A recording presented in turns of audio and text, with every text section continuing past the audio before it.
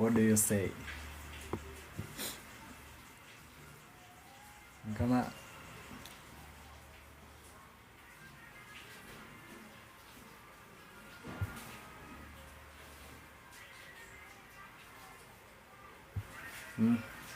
so kishaona hiyo unajua nataka wapi, si ndio? Golden piece. Okay, I want to see this fair value gap tapped, so that will mean that we trade above this high. Last year up close candle. Yeah, so if we trade huko juu, then this level is a nice, yeah. Ama ulikuwa unaonaje? So I love this fair value gap huko juu.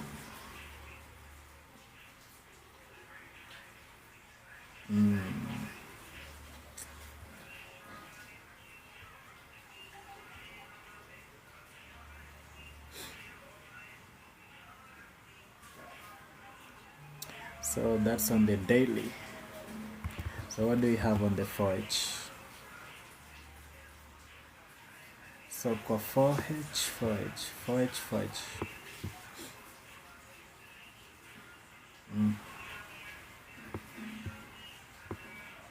Yeah, so yesterday we were drawing inside this week, so we traded into the 25% level. As you can see, around the 25% level. So we drew inside this week, the whole of this. It was the 25%, okay? And then we had that rally, that nice rally. Yeah, it's near drop liquidity. Yeah. So again, in the 4H, I can see we are having these highs there. So apart from these highs, we are having that daily fair value gap. So I want to see, and market today is on a Wednesday. So today being on a Wednesday, yeah, I'll prefer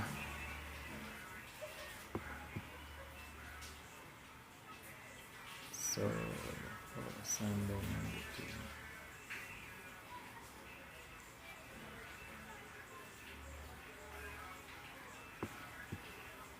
GJ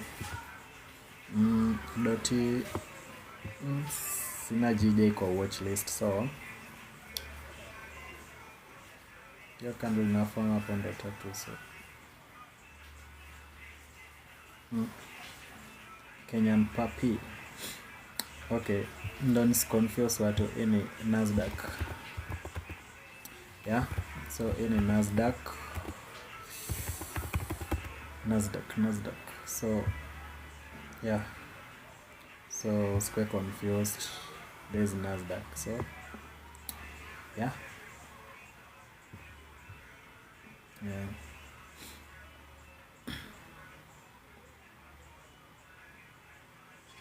So guys, mlike live ifikie watu wengi. Yeah. Hizo hapo mbili za daily na watch moja CB, nyingine BC.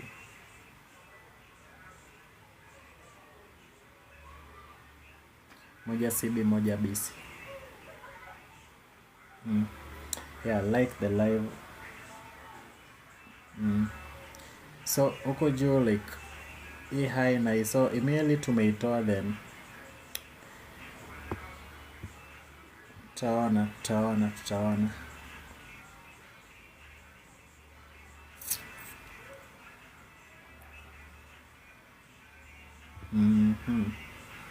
Yeah, niaje Brayo. So 4H sioni kitu napenda hapa. Maybe tu kuna hii volume imbalance hapa. Kuna tu volume imbalance hapa kiasi. Yeah. So you can say price imekuja ika react off of it na ndio ina push. Yeah. Karibu sana. So hii level kwa 4H like sioni around this level, ni tu hii volume imbalance, naona price ime react off of it, so kama inaweza push towards this level, yeah.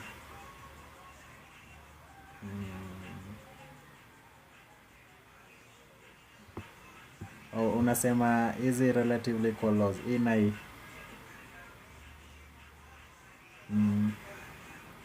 So you ita depend kama today you are bearish kinda, so uko bearish bucha, yeah. So you bearish, so ita depend, so tutaangalia, tungoje open kutakuwa na nini.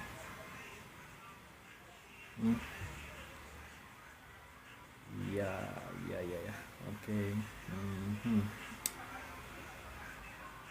So 1H, what do we have? Yeah. So kwa 1H still pia tuko na hiyo volume imbalance kinda, so two candles, the wicks overlap, bodies do not touch. I cannot make a case on what side ndio nataka kwa tunatoa side gani kwanza. Okay, but hata kama tutatoa side, but huku kuna ka like shatoka huko chini, maybe kama tutarudi pia ni sawa, but we'll see what happens. And chanione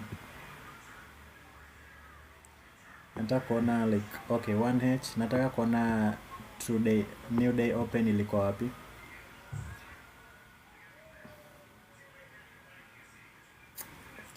New day open, Kenyan Papi anasema ni new day opening gap.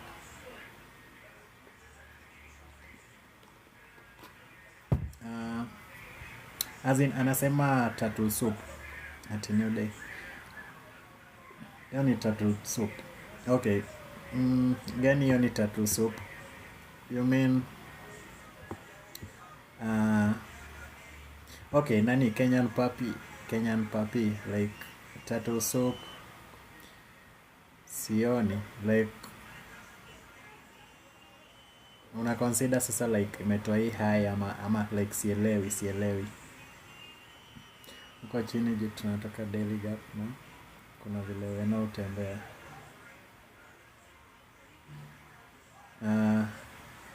Unaongelelea hii NQ, so chora kwa higher time frame.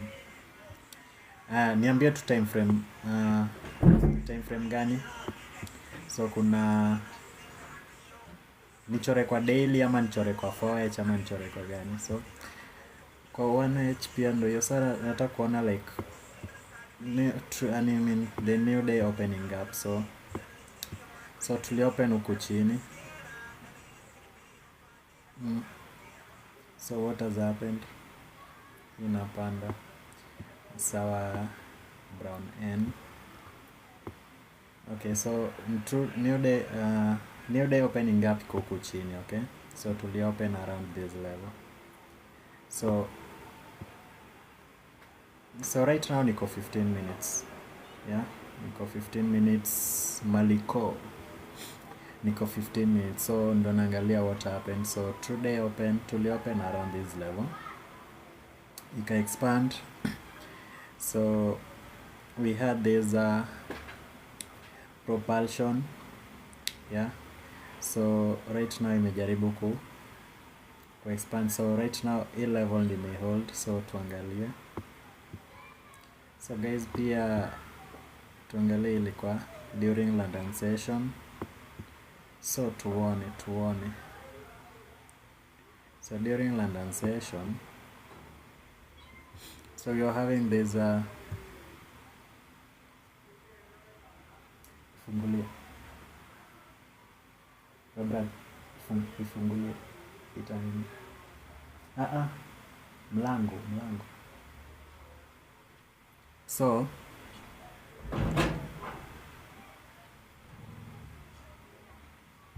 So hapo tumekuwa na hiyo fair value gap ya 5 minutes. Yeah, tuko na hiyo fair value gap huko juu, nimeimark kwa daily hii hapa ya juu. Yeah. So right now kuna relatively equal highs. Okay, so right now tume price react around this level. Okay,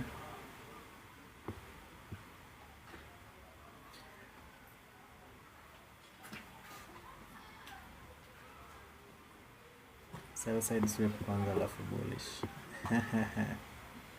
Okay, so 9:30 ndio itatujudge. For now tujue tu if ya value gap imehold price, hii ya FVG imehold price hapa, so like imecheza around that level. So look at the body closes, boom.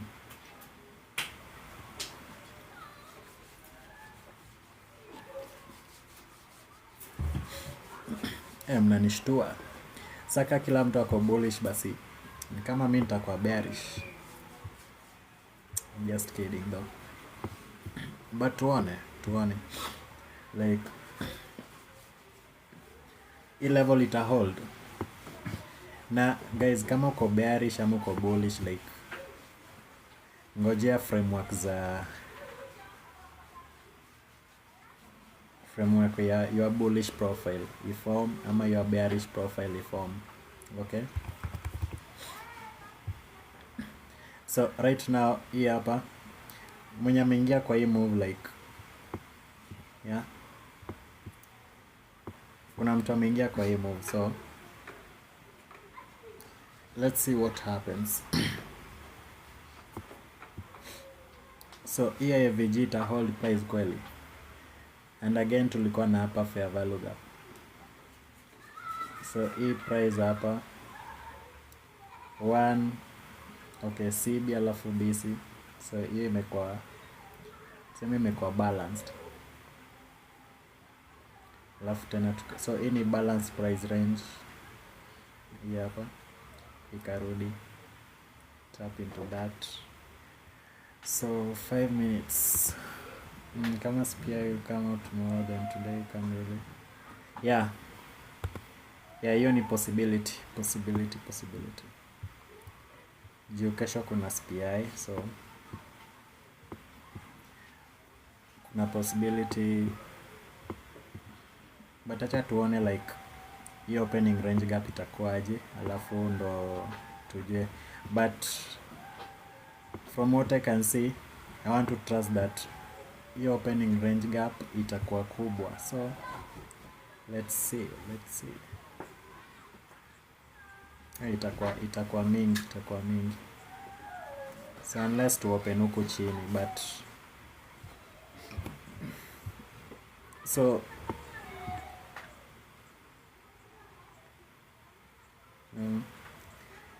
yeah, utasema hivyo, na kuna watu wameua hii wiki, so inakwanga your good week maybe ni someone's bad week, your bad week someone's good week, so you never know. Do you trade on 1 minute or 5 minutes? Yes. So like saizi nimetoka kwa higher time frame, narudi hadi 1 minute. What is your bias today? Kwani leo tena ni bank holiday ama ni mimi sijaangalia news? So mtu wa confirm, cause nilijua jana nilikuwa bank holiday. Wiki imekuwa noma kabisa sana.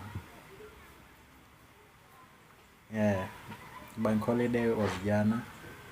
So kuna mtu alikuwa ameniambia kuna relatively equal. Alikuwa anasema higher time frame, on higher time frame premises.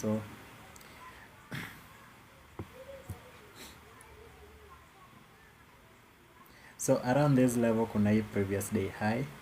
So right now naangalia hii level, hii IVG hapo juu, na this one here. So you're having this low, high, lower, low. So and also this previous day's high. So this level naangalia sana. I want to taka kuiangalia sana. Tukiwa relatively equal high, so I'm looking for shorts and this easy. Tukitaka relatively equal highs. Mwenye alikuwa anasema hizi hapa. Hii high na hii. So achana nayo. Head and shoulder. Wale watu wa head shoulder ndo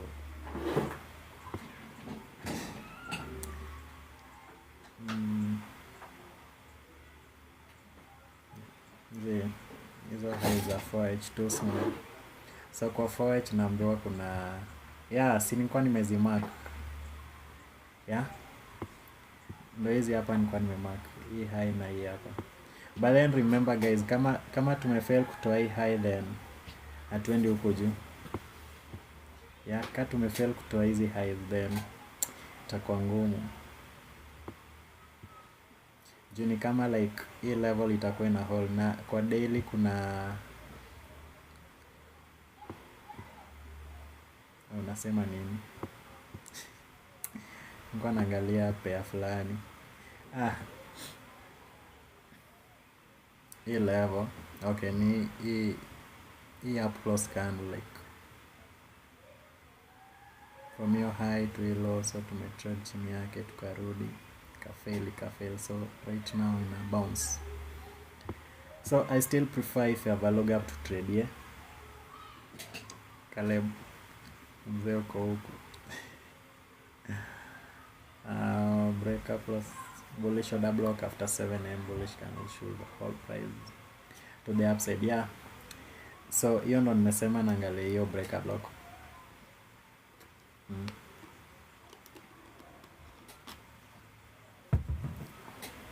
So wale watu wa 4H nishaona hizo nishaona like hizo relatively equal highs mnasema. So around kwa 4H like right now kitu hold price ni volume imbalance 4H. So if you guys can see we are having these two candles, wicks overlap, bodies do not touch, volume imbalance. So price traded back into it, boom. Okay, reacted off of it. So na wale watu wa CRT wanajua hilo imetolewa, so the next draw ni huku juu. So atakwambia kitu kama hiyo, ndio mimi sijui wana trading aje.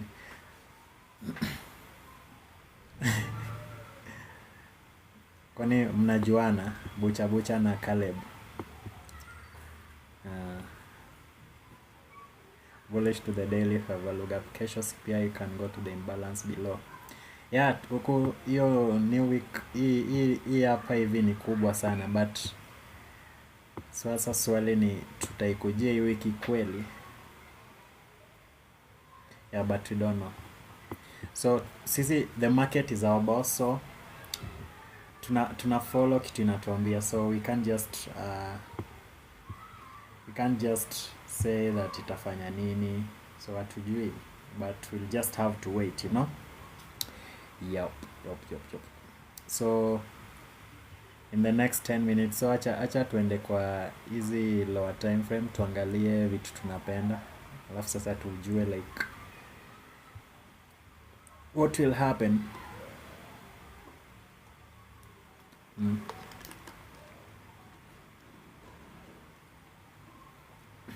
Alafu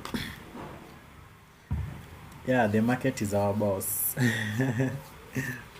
Ukikuja ati wewe ndo najua, nikwambie nani utashangaa. Hakuna mwenye anajua. So market ndi ina dictate, inakutipia to its hand. So sisi inatuambia tu now react. Before ituambie like kaa tu chini, kalia mkono, achana na mouse. Usifungue hiyo MT5 yako, usiweke lots, usicalculate position size, but email imekwambia boom, react, execute. Fai kuogopa,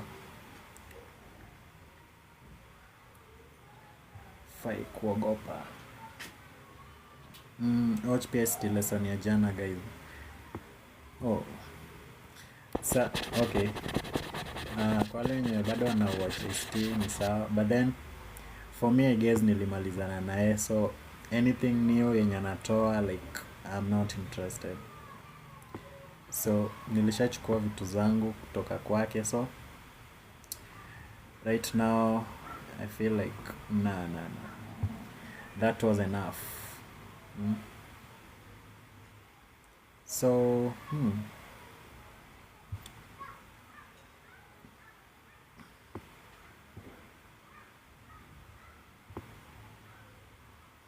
so tuko na hii fair value gap hapa chini, and makio hii fair value gap kuna hii low high lower low, so we are watching this, and also you see hii low hapa tulitoa,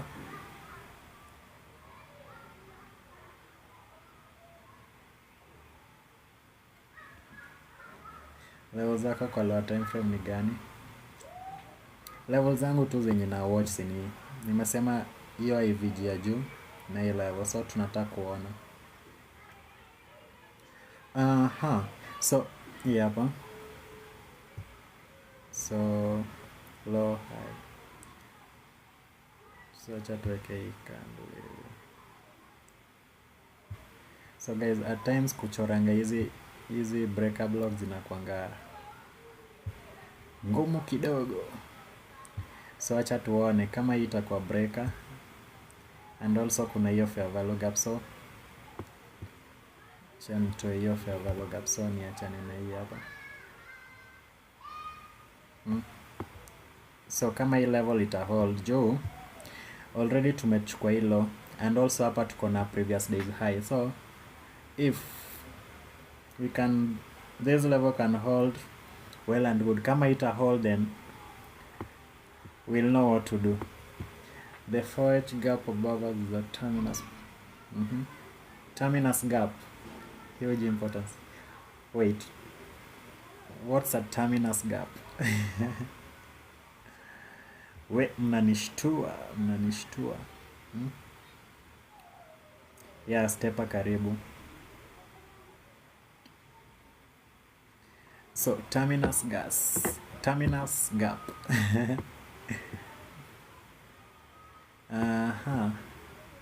So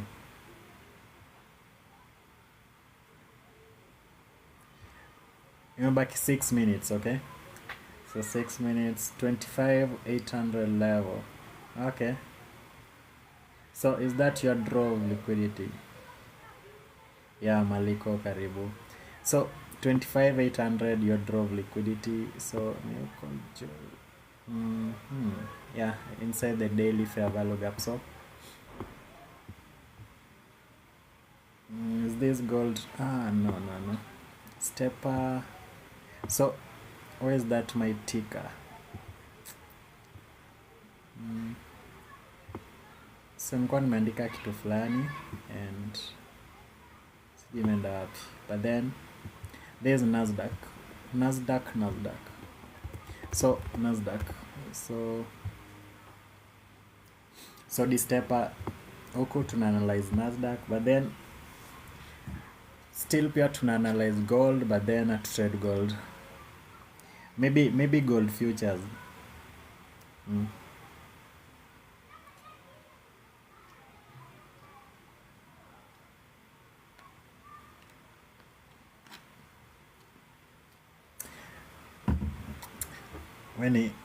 Weni G. So guys, msome hiyo kitu bucha amesema, nawaambianga hapa kila siku, yeah. So hiyo kitu bucha amesema nawaambianga kila siku, kila siku like mtu anaonanga Lucy ukichora hizi quadrants, yeah, nini itakwambia itatoka from the first quadrant to the next quadrant, like utajuaje? Na utajuaje itarudi from 50% to 25% ndio tena iende kwa 75%. So msome hiyo kitu ameandika. So in as much as kizungu yake ni mingi, lakini inaeleweka. So kizungu kubwa hapo ni terminus gap. Sema baki 3 minutes, so tuende kwa 1 minute tuangalie 1 minute. So acha niweke hii hapa ndo wale wenye wanakuja saizi wasikue confused. So kwa 1 minute, so sell side yenye naangalia ni hapa, this one here. So ikiweza toa hii, then nitakuwa nimechange kila kitu, yeah. So ikitoa hilo, kila kitu itachange, narrative yote niko nayo itachange, so mtaona tu like, so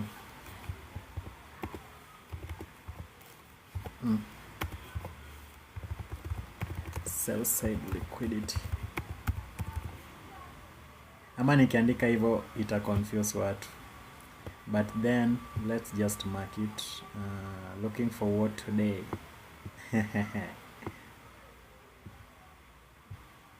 So again hapa, the fact that tuko, so hii level hapa acha ni dim. So guys, that is called relatively equal highs, yeah, relatively equal highs, relatively equal highs. Okay.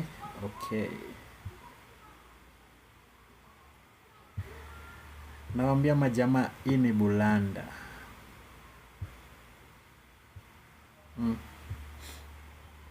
MT anasema ana look for sell. Okay, kama ulikuwa na sell ungesell kutoka hapa juu hii level. Hizi level nimemark hapa relatively equal high. So kama ulikuwa na sell from your level. Kama ulishika like hold. Tuone venye natoa hilo. Yeah. So yeah. So I guess kuna mwenye pia amesema hizi ni relatively equal lows. Relatively.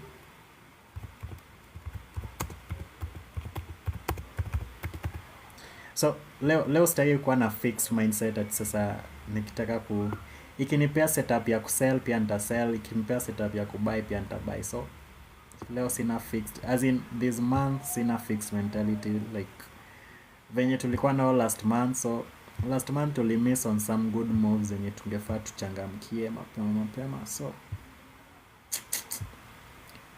So this month tunakuwa flexible, okay?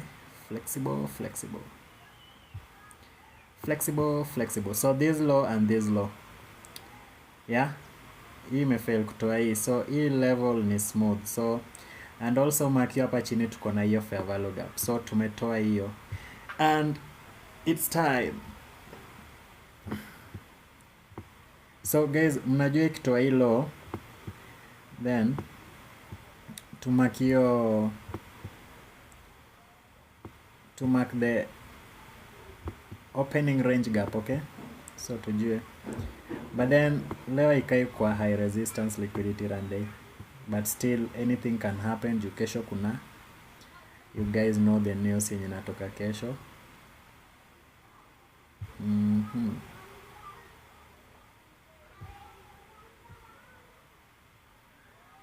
So 50% ni around this level, so tukitoa then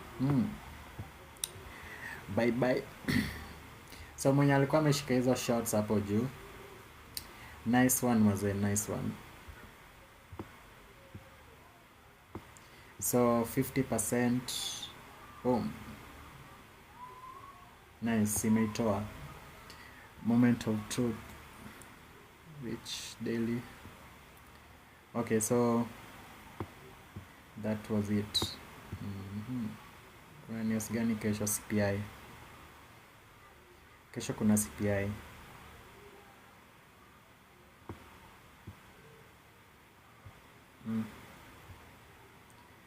So tunataka kuona like, can it give us something nice after shatoa hiyo low, yeah. No news until, see, I guess government shutdown imeend jana. Ama ijaend, ujue mimi sijui. maybe nyinyi ndo mnajua.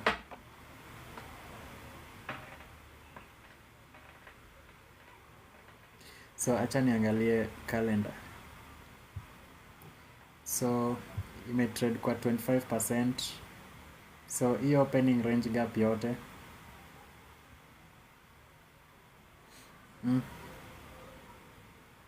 so hii ni 1 minute. Naambia majamaa hii ni bulanda.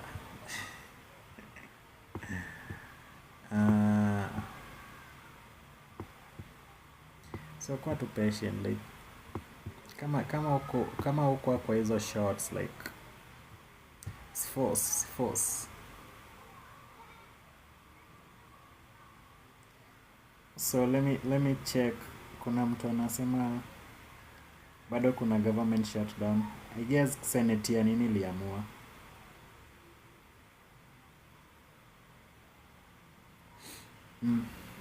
Kuna vote 7 p.m. Okay. So let me check kidogo tu.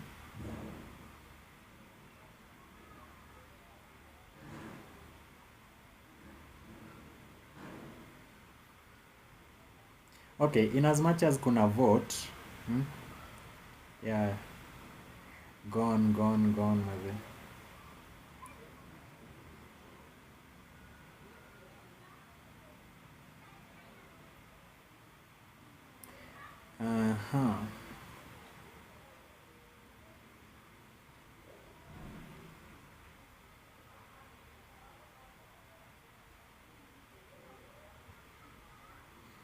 Yeah. So itakava ni kama itafilio opening range gap yote.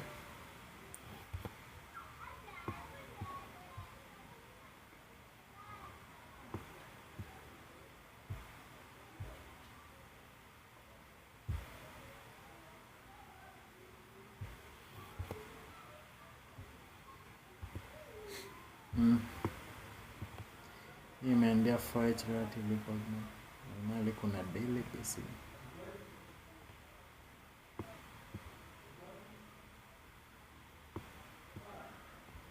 It's okay.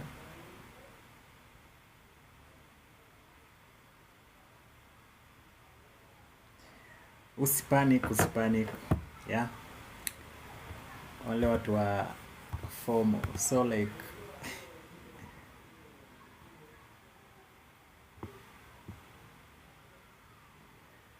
yeah, so ukimiss out like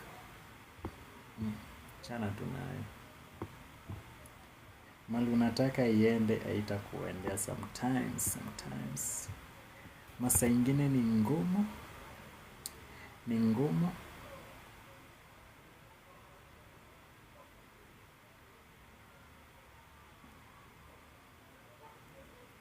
So like mnataka ifike huku chini.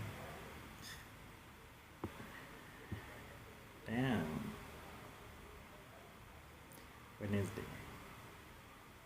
Okay. So take a note. I believe it will go through. So watu wanataka if we dropped bullish, it will not hold new week opening up the next drop liquidity. Okay.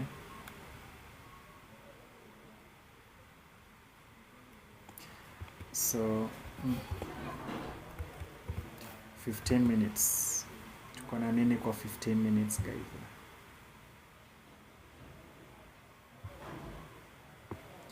Saa ingine ni ngumu. So right now tuna trade kwa around the new day opening up. So sikuwe na wasiwasi. Setup will come.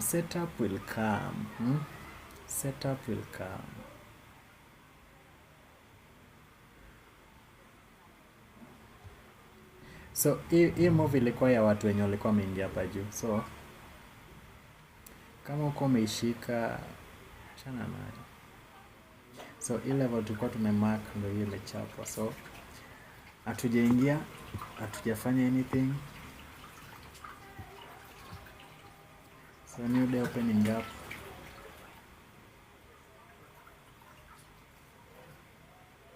So tuone.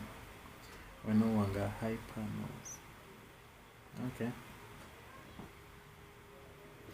but so the fact that bado tuna trade above the new week opening up on Wednesday, yeah, so on Wednesday we're still trading above the new week opening up, so sijui range ya all time highs na low. Last week Friday one mbona I'm favoring relatively equal lows.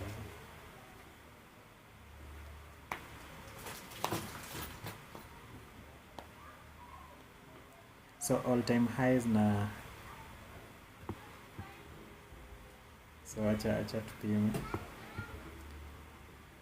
1H fair value gap plus bullish order block. Okay, hapo imefika plus Asian low.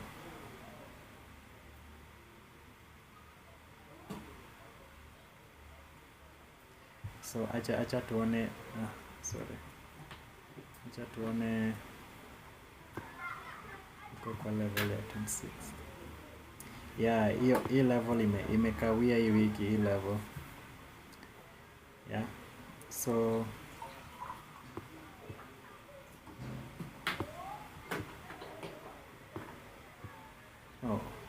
yesterday's first presented fair value imechezea hapo, so you guys know what.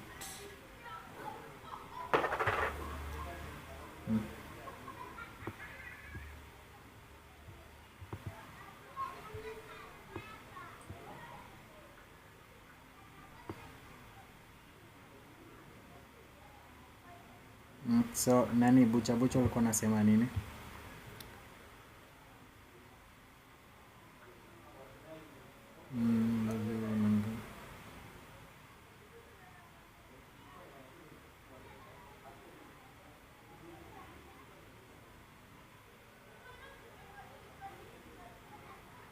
Okay, basi swali ni itafika huko,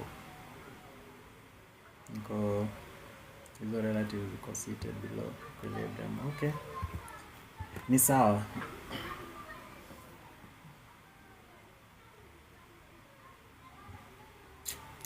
Shida iko wapi?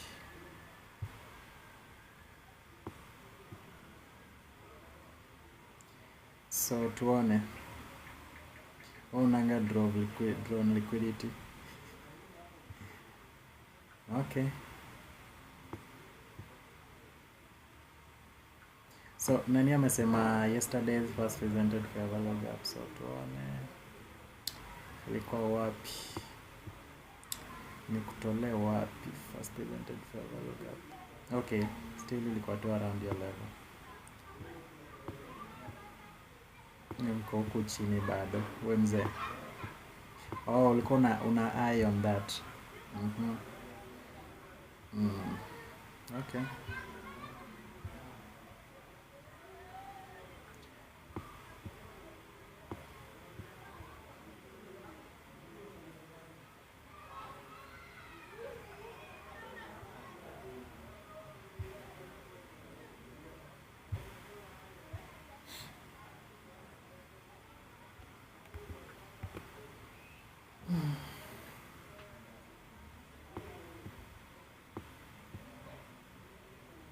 so yeah, hiyo yote imefanyika, so let's look for the what inaitwaje, first presented fair value gap 931 ndo hii.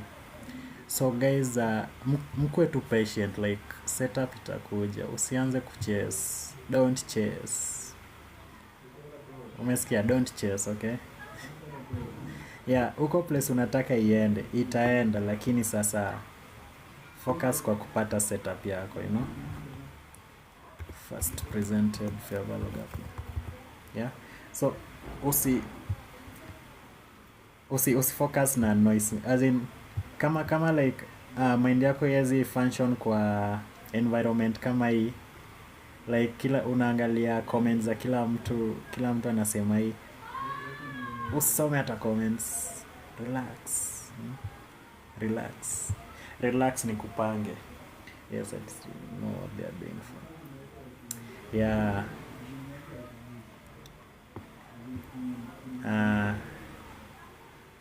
Kamogelo. Okay, I know you, Kamogelo. You've been here for a long time, so guys, I said if we take out this law, then boom, boom. But then just wait. Be patient, okay? Be patient. Yeah, be patient. Itafanya hizo vitu nataka zote. Itafanya, lakini sasa ukiichase, yeah? If you chase it now, utaungua.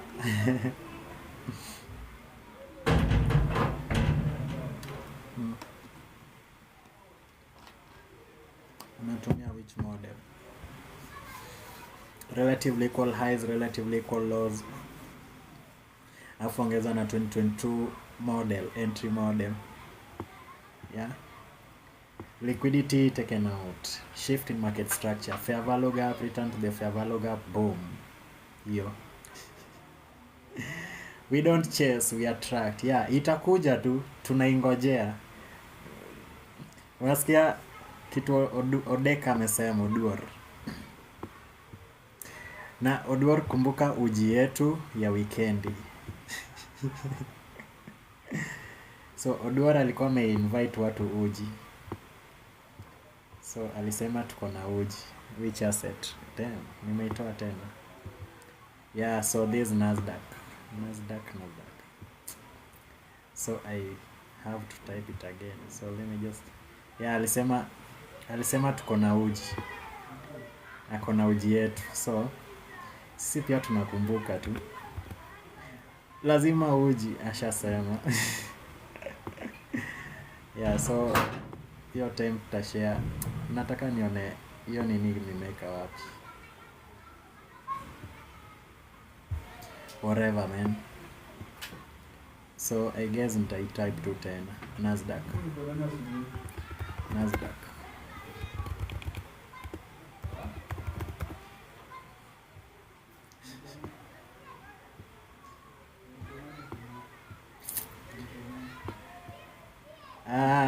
Ashanunua unga. Ni sawa. So ni kama inaenda kuenda.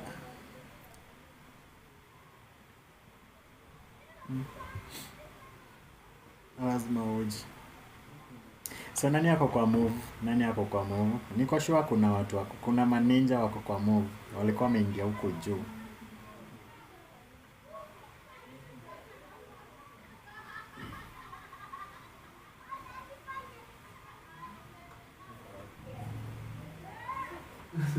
Fuck off.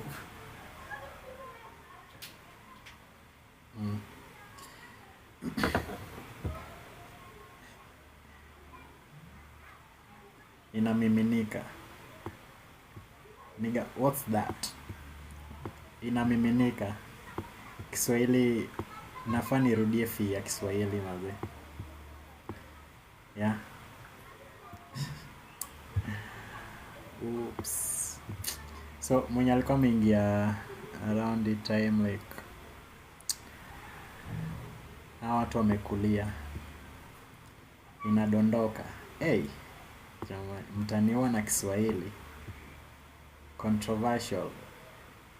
Hey, nani ananijua hivi? Mesonga.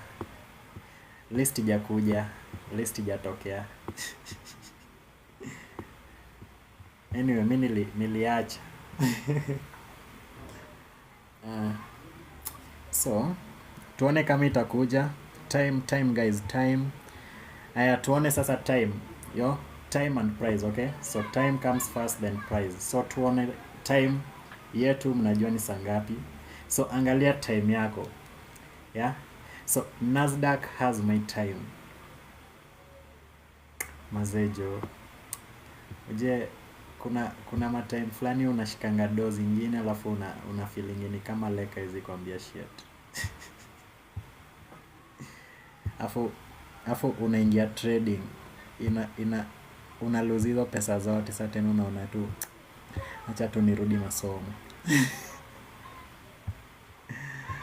So inabidi unang'ang'ana. Yeah, first micro.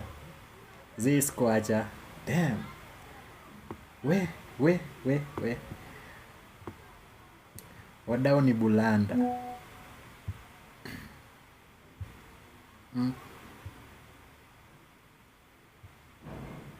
Tuko hapa mpaka 10:50.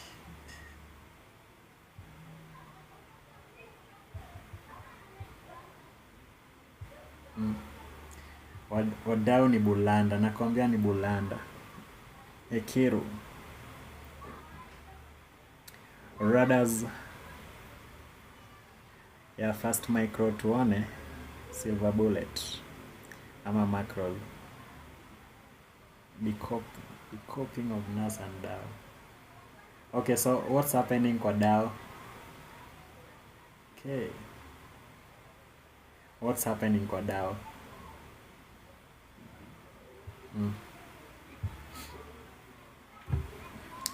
Nasdaq inamaliza kazi mapema leo. Mazee si heri wenye walishika hiyo move. Heri wao mazee, lucky them. Lucky bastards. So right now kuna move inataka kutokea na so tuone 4H like shafika wapi. So tusikwe tunataka kufanya kitu na 4H bado iko imehang place mbaya. So hii level like suspect, okay? So hii level ni suspect but swali ni inaweza kuja huku juu kweli? Hiyo ndo swali. So tushamaki hiyo level and so nataka tu itupe tu saka play tu fulani like kuna wale wenye wanataka kugo long kwa hii kitu. So hii time tunataka kuona ama kama itafika huku juu then itupe kitu hapa 200 points down. Might be wonky. Hizi indices chapa lap kifika 100. Be careful. Okay. Tuko careful. We are really careful. Damn. So right now those who caught the shots are now celebrating. Dow iko all time highs. Dow is rising terribly. Okay. Nasdaq imemaliza kazi mapema. Silver bullets ama micro ama macros. So yeah. Silver bullets ama macros. So mtu tu amjibu hapo. Oops. Trading below the true day open, trading below the new day opening gap. Chat yangu hata sijatoka 4H. Hapa ndo naionea one. Wait, nani una nani hapa na live streaming? So I hope kuna siku moja like tuta live stream pamoja na so tuweke interface ngapi? So kama I guess face ya mtu mmoja itakuwa hii side, ya mwingine kwa hii side. So tutajaribu kama inawezekana. So kama kuna mwenye ana feeling like anaweza stream. So I guess kama kuna mtu ana streaming, I guess Ling ana stream ama bucha ama sijui but kuna mtu mmoja. Previous day discounted week C tagged. Okay.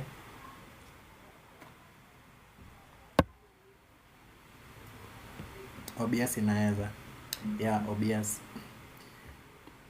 But then still machine yenye niko nayo sijui.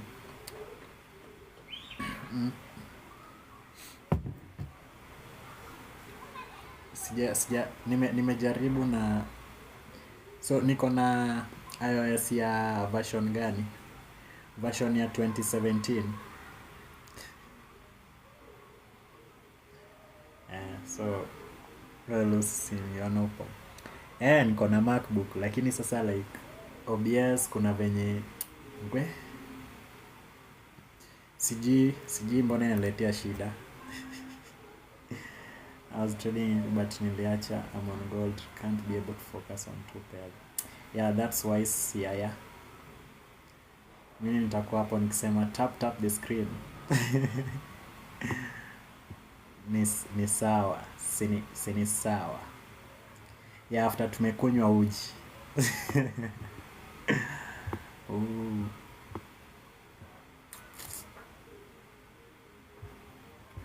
Uh,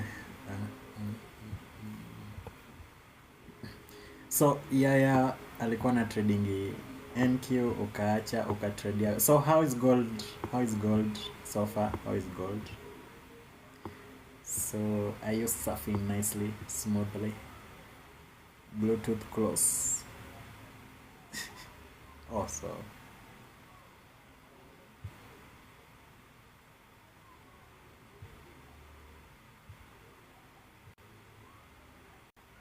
Uh so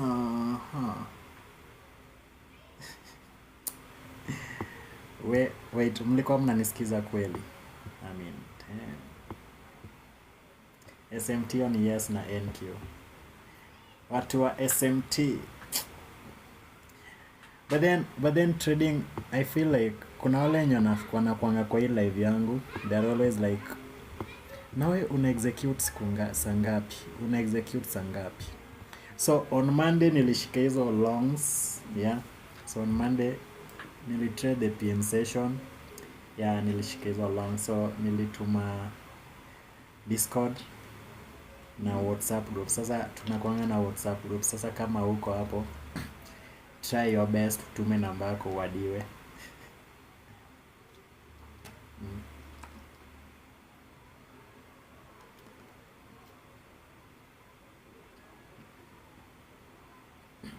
Wanaweza trade gold na wa respect.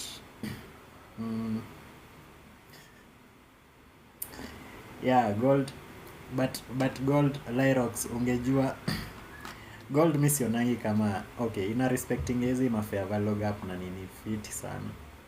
Hatufangi kupanic. Shida tu sasa time at times like time. Hiyo time unaingojea maybe inaweza delay hapo kwa entry, but people be making a fuss on gold. Okay, please share your Discord link.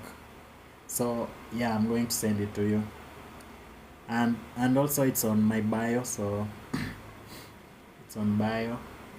Bucha my obi na work perfectly. So Caleb Yora kona ni obi ama alisema 1H order block. Please share your Discord. So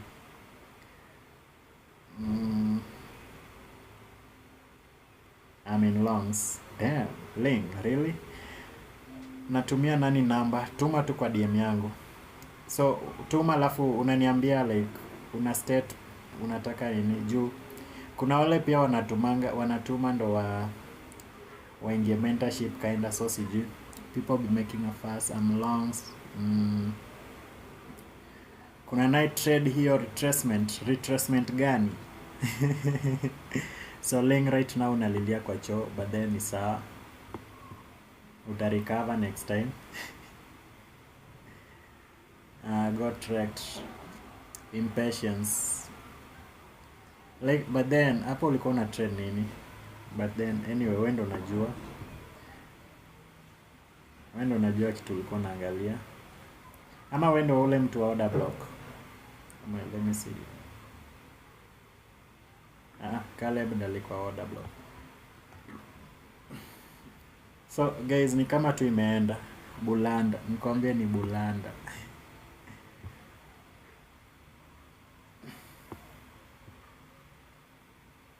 So hii time like nataka ifanye kitu kama hii. Kiweza tupea some long candles hivi. So I'm just saying, okay? Don't crucify me. So if it can do something like this,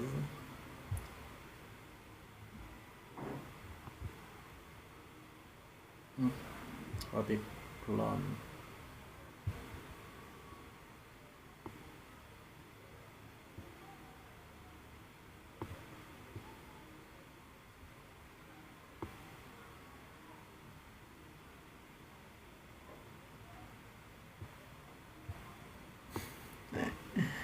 I'm selling. I'm hapo sijaona order block yeah. Hapa kwa market kila mtu anaona vitu zake. Sasa unaonanga vitu, unaona kitu umetrain macho yako kuona.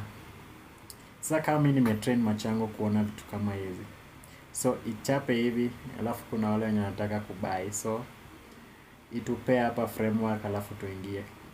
Kama itafanya hivyo before ito hilo, but still maze ni bulanda.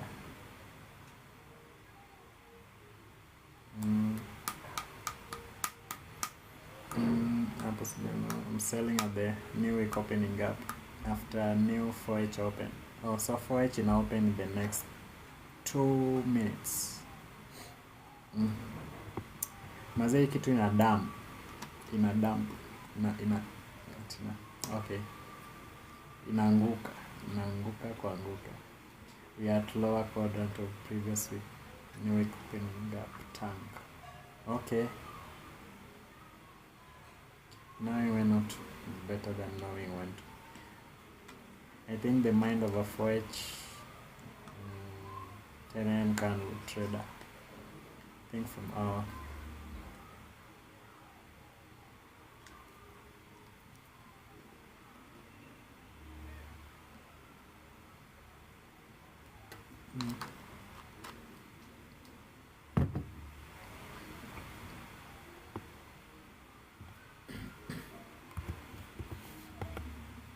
so watu wamesema 4H. So acha tuangalie hiyo 4H kuna nini. So narudisha hizo annotations zote. Still kwa hii week consequent encroachment ni around the level, so tuone.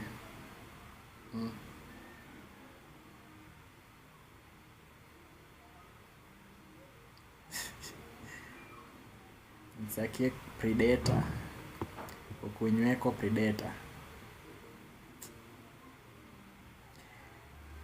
iko tu kwa duka, you know. Think from a mind of a 4H 10M. Oh, so mtu wa 4H atafanya nini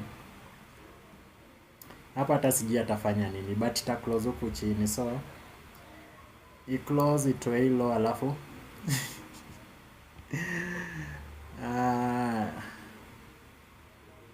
iko kwa 50% ya hiyo new week open. Oh, so nani golden piece amesema kuna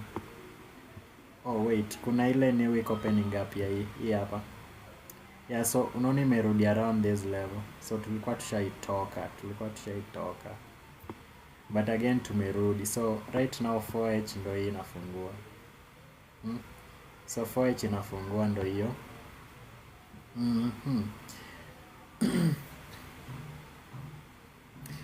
Mazeni bulanda, so tuone. So itatupea kitu kweli. Ikifika nao 10:30, like kama janipea kitu, then you guys know na kuanga like nishatoka. Once again, hebu grade your week.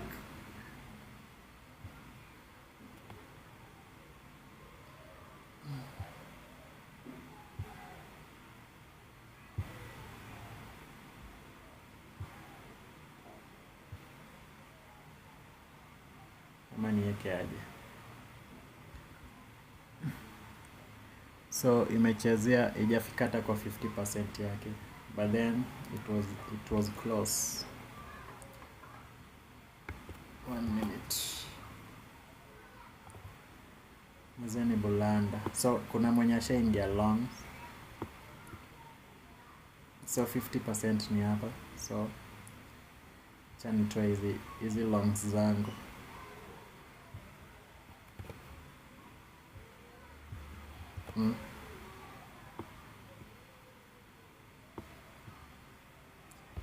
Kuna Lost Boy, kuna new day opening up pia before the first presented fair value. So hebu mtu angalie from chat yake kama bado uko na markup yako ya yesterday's first presented fair value gap. Kuna kitu tunataka kuangalia Yeah, new day opening up inaweza leta cells or a new day opening up below the first presented. Oh, hii level, yeah. Oh, true, plus kuna fair value gap hapa hii level, so maybe si tunaingoja huku juu na inaweza so tuna watch venye na trade around the level. Okay, so that was nice. Yeah, ndo maana like napenda kustream juu you guys mnanionyesha vitu maybe nilikuwa nimesahau. New day opening up inaweza leta sales. So yeah, so Lost Boy amesema hivyo. Yeah, karibu Lost Boy, karibu huku watu wana trade NQ. So hii ni 1 minute kwa wale wenye wanauliza. So right now kuna kina Ling washaingia. Yeah, Ling anatamani like sana ifike hadi huko juu. Ama Ling, your draw liquidity ni gani? Tuambieko.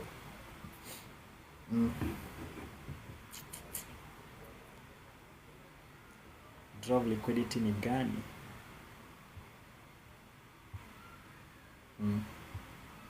Pre-market relatively equal highs. Damn. Wow. So like saa ingine ni ngumu.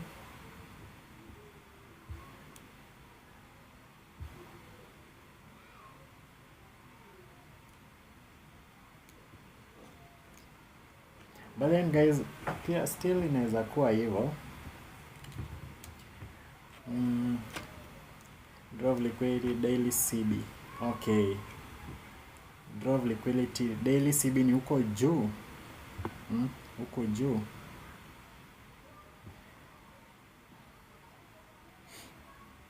So ukiona something that you like, wewe execute, you know? Mtu asikwambie kitu. Angalia daily volume balance grade. Angalia daily volume balance. Kwa daily kuna volume balance. Yeah. So ukiona daily volume balance. Damn. One day. Ukiona kitu unapenda like we execute, you know? So kwa chati yangu kuna daily volume balance kweli. Huku chini. Iko wapi? Sioni. Around the level sioni daily volume balance. Hiyo kubwa hii hapa. Si hii hapa ndo. Okay. Yeah, imetrade kwa 50%.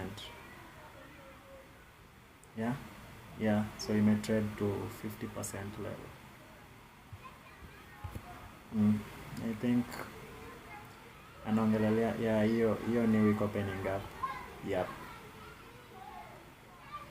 But then last time niliwaulizanga kama hizi weeks like hazija overlap, hazijaingia idungilie huko kwa hii dungilia hapa.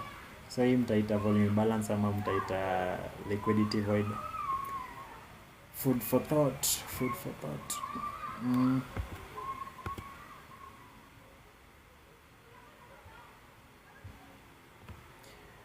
So, niseme aje. If I were to go long, then move kama hii like siwezi ingililia. Due after all of this, you know.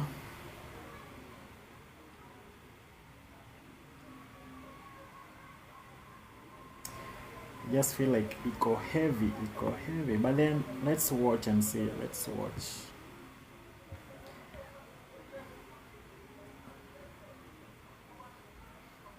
Void is of fat candles. Ziko na EVG. Okay, volume balance ni small. Glitch on the elbow. Okay. So right now imerudia hii fair value gap. Ndio hiyo. Plus hii hapa ni breaker block. Low, high, low. breaker block, favor logger, boom boom, ndio hiyo na squeeze juu. So right now watu niko sure washaingia. Yeah, so karibu Osman. Yesterday's first presented favor. So hiyo ndo nilikuwa nimeulizia like iko wapi? Mwenye amechora like aniambie kama tushaitap, ndio mimi sitaki kuangalia.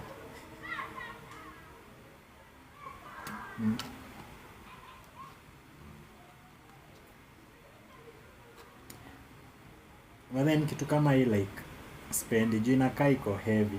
So yes, iko na momentum, but then aya sasa tuone 1 2 like hakuna complete bullish candles.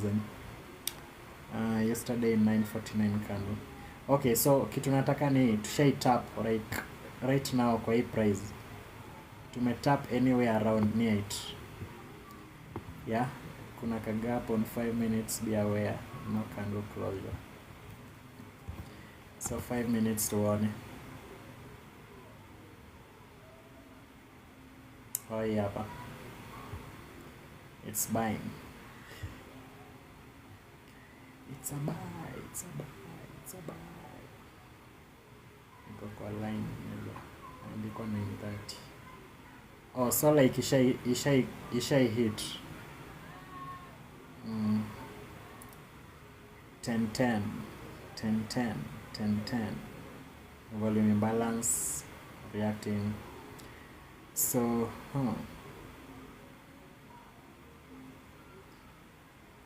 yeah, so hapa tu ni intuition yako, ukiona like we execute. So for me like, so kuna difference ya impulse na intuition, okay? So ni wa coach kiasi, ni kwe mind coach. So impulse ni ile inakwambia ingia, kama ile ilikuwa imeangalia link, ingia hapa. So hiyo ilikuwa impulse, so ina rush like inataka uingie. I'm looking at it, the 5 minute CD. Okay, so there's one. So Kamegelo, so you're trying to say that if we close above it, then you are bullish. Intuition akata a big role in the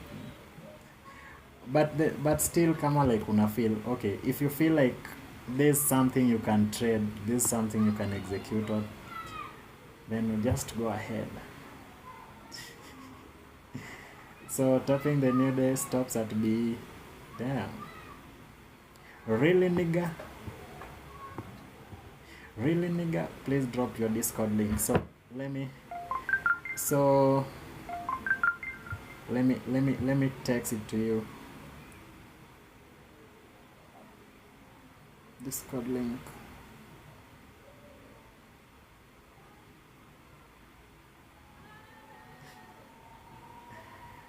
Alafu Brayo, sijui kama bado huko.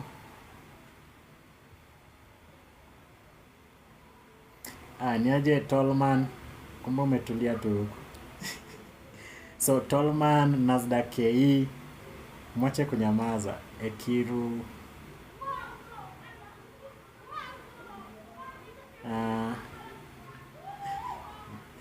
yeah.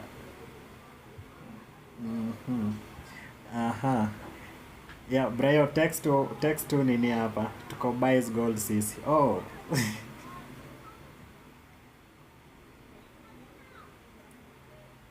Yeah,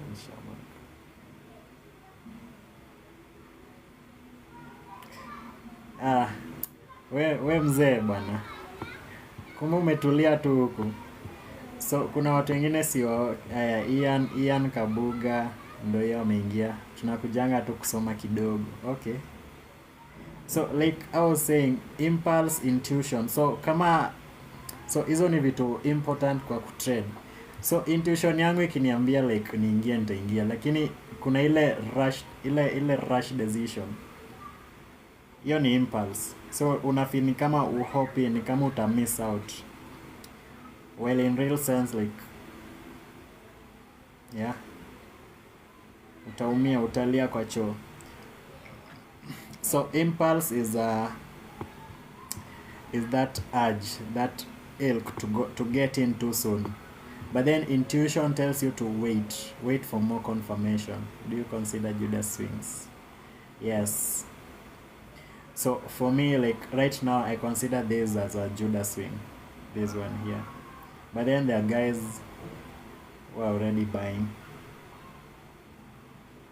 So maybe I might be wrong. I may be wrong, okay? And you may be right. So either way,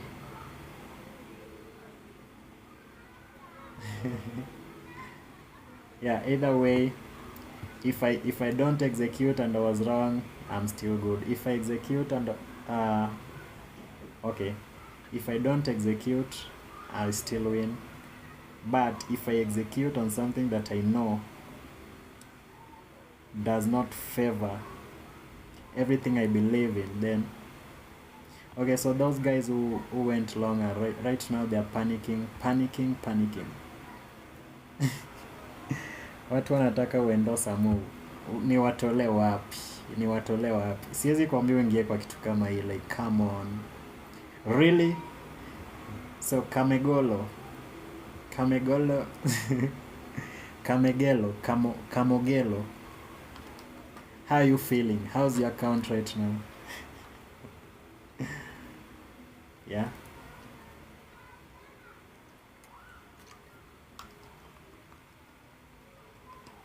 Yeah. I mean, why do you want to buy? Yet I said if we trade below this low, so this one was my last line of defense. So if once we trade below this, then bro, stopped at B. Nice. Anyway, congratulations on your loans. But then B, that's nice. So that's a good trade management. So no problem, my guy. New day opening up, held price. So has it really traded into it? Yes. So if we want to go short right now, so this one first price breakaway gap. When does the candle open? So time price. So imekataa kwenda huko juu, so tuone itatupea kitu tunataka kweli. So the first one, so we don't want to see price trade above here. So we want to see price trade into this. Time. So time during the macro manipulation. So boom. After that, boom. Unafika X unapata watu wanalilia ICT. Michael, please make it go up. Damn. But then Michael like haezi saidia. Michael already alikuwa shasema. So ICT already, he did everything that he could. But then humans maze, na kufanyia marketing huko Discord vibaya sana. Wazi jo. When G. So first, this is a breakaway gap. So we want to see. So if it has reacted to that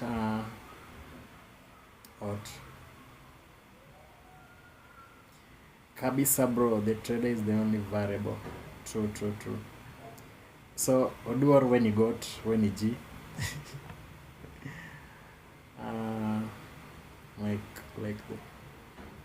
like the daily candle.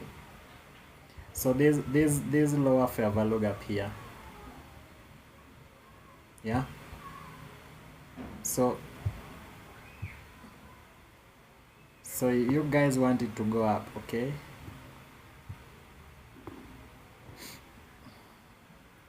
So let's see.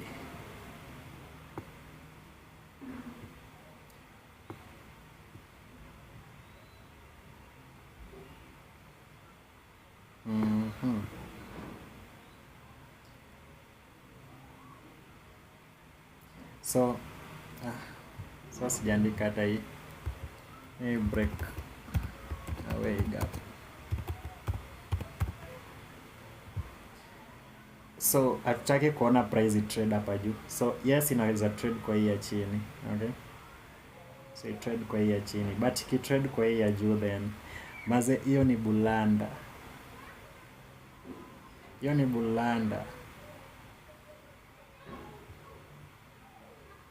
So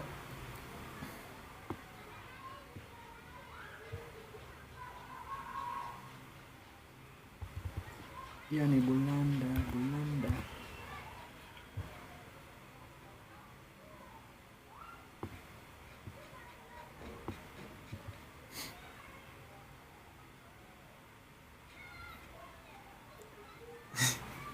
Inawaandalia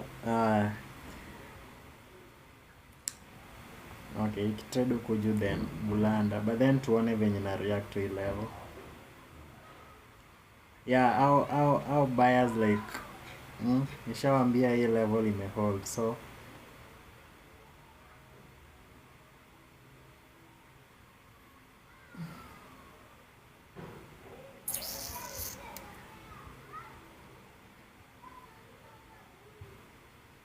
hii level nataka i-reject, so nataka close below, close chini, waiting for the London close macro lunch after peak.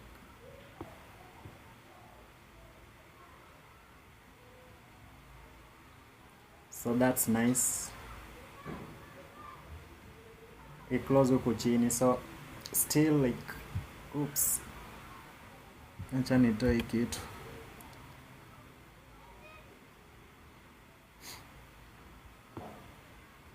Yeah, PM session will be clean. So guys, naweza jaribu hii kidogo tu, but then so I'm believing that this level will not hold, so I'm going short with 10. So I want to see this level not trade back into, then let's see if we can draw kuchini. So if it can't, then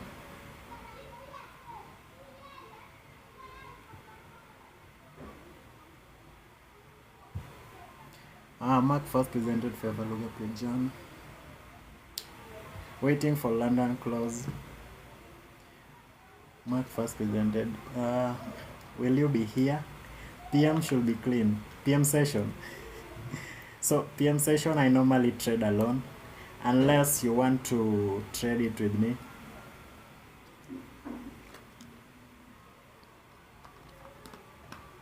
So I normally prefer to trade the PM session alone.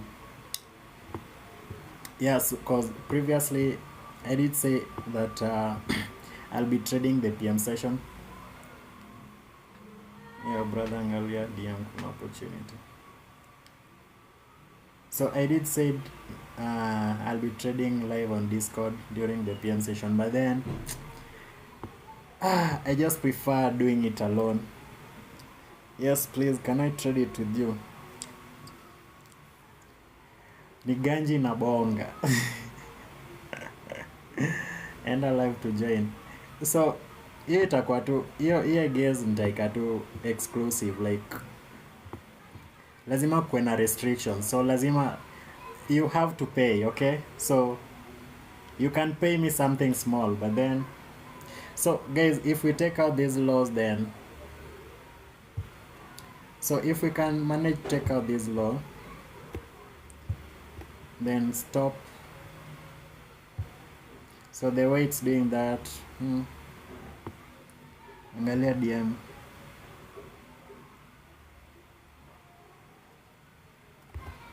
Scale SL.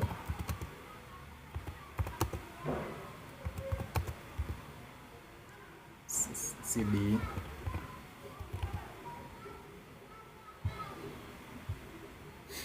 So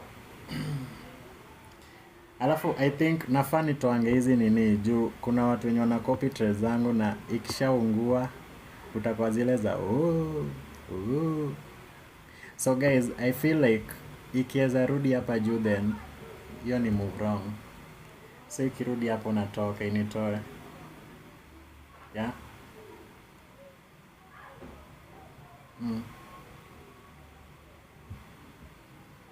So that will mean that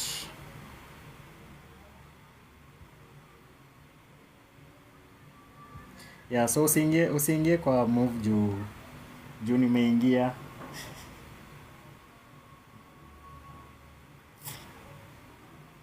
Usiingie kwa move juu nimeingia.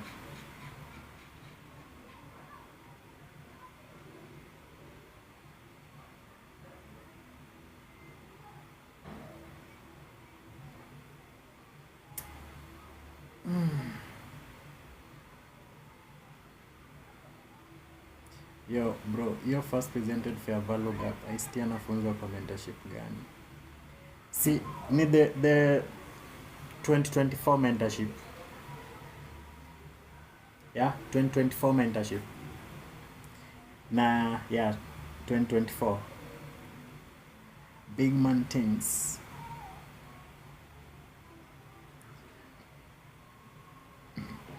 So kama unataka kuingia live zangu za PM session, itabidi tu Tolman alisema za rule, walisema ikifunguka na one big move, one sided, look forward to lunch PM session. True. Look forward for lunch PM session. So imedraw hadi huko juu. So Tolman like unaona the fact that tumekuwa na hii. So right now in a stall na inanibo.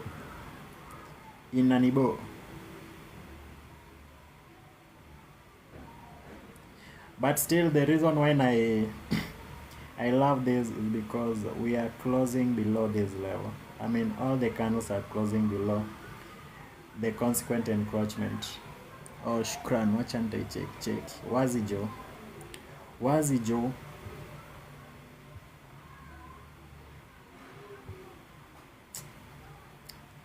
Nitaitoa.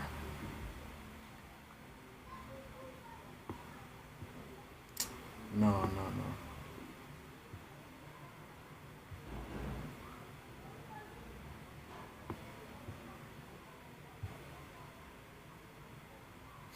So tuna close chini. So tukitrade into this, then this is not a setup.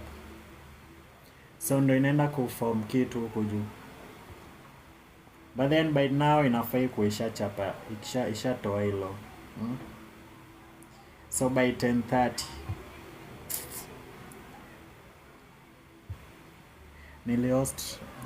host PM. Nikihost PM sessions mtafika. Tutafika. Watu tutafika. Mimi nitakuwa tu na commentate. So guys, spendi ama setup kwa valid mpaka 10:30. So niungoje tu. Okay, in as much as nangoja but sitaki trade kwa hii level.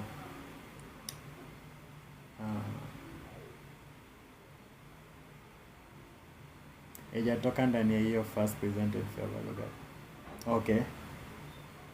So Yobra ananiambia Yobra.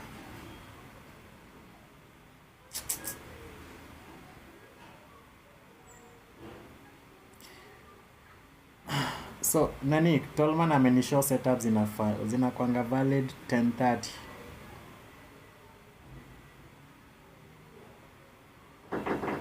Lakini hata kama hizi ndo gani?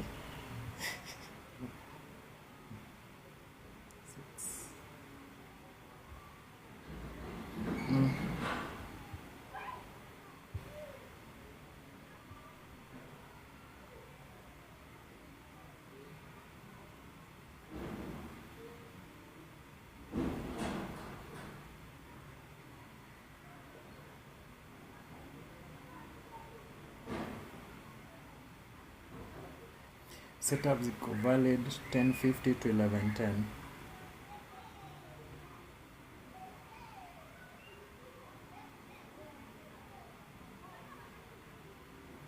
Okay, still ikitutoa napenda wenye hiyo breakaway gap iko flashed na 75% range low to up.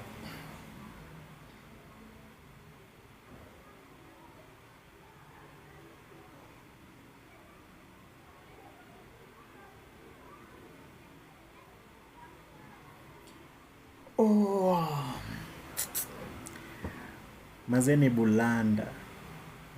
Sasa kama move kama hizi like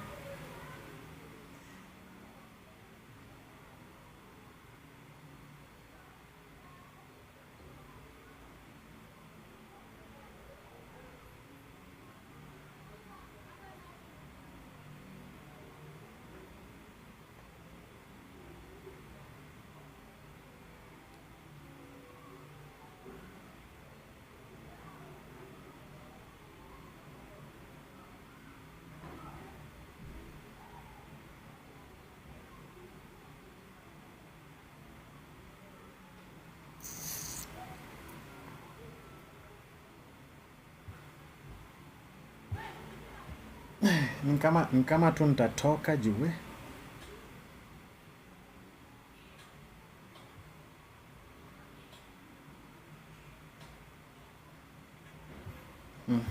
316. Kafua anasema it's selling.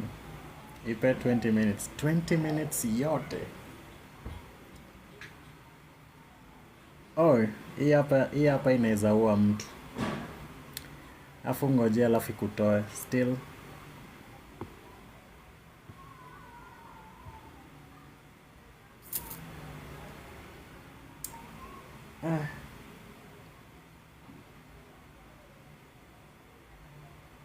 Yeah, ndo hiyo finally.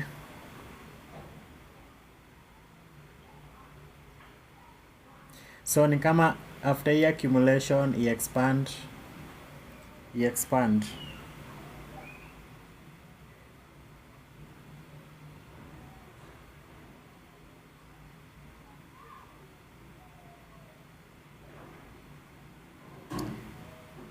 mpaka 1050.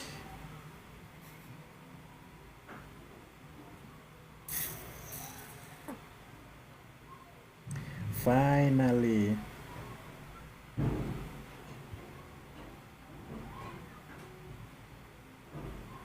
Yeah, so close hapo juu.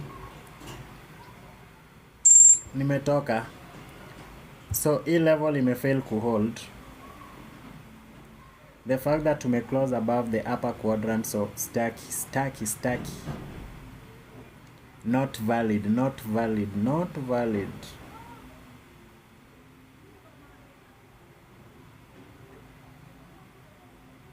So hii sasa it's no longer breakaway gap. Hiyo si move, hiyo si setup sasa. Hiyo si setup yangu sasa. But the fact that imecheza around the level. Okay, I was trusting this level until close above the upper quadrant. So bulanda nani. So 10:30 right now tunaingia 10:30.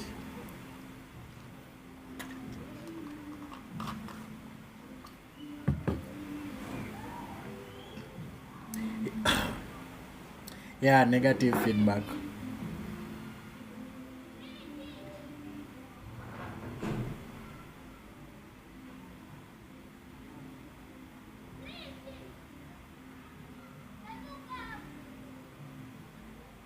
You don't trust your setup. What do you mean?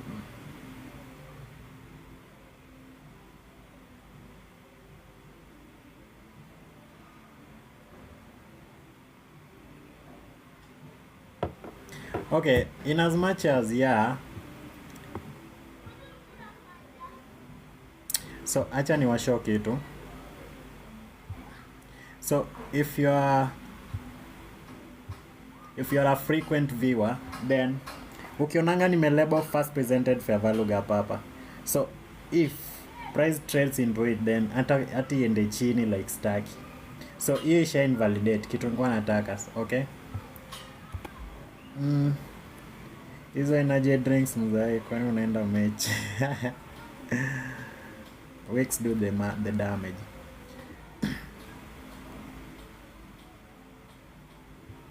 Okay, the fact that yes inaweza okay ikienda chini ni sawa, but then the fact that tumeweak into this, yeah, so the fact that tumeweak into this, so hiyo ita disrupt like risk management yangu, but still yes.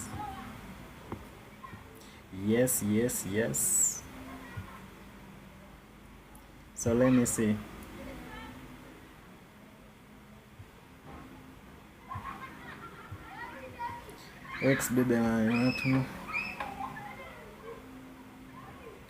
Yeah, wezi haichukui new registration from Kenya. A top step haifanyangi. Kama we ni mtu wa Kenya, it doesn't work. I mean, Kenyans can't trade with top step. Ama Apex. Ama my funded futures. So hapo itabidi tu tumia funded next.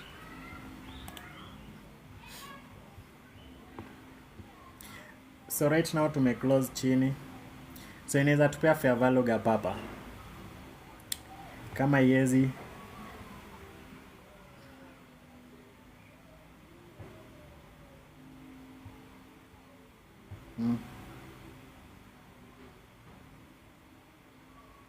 hii kitu ina ringa bana.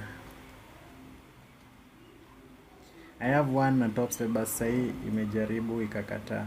Damn, sorry J. I'm sorry my J.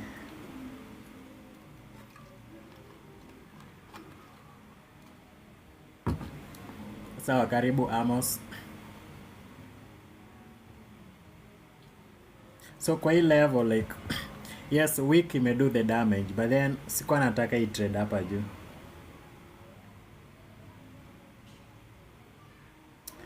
We mazeni bulanda.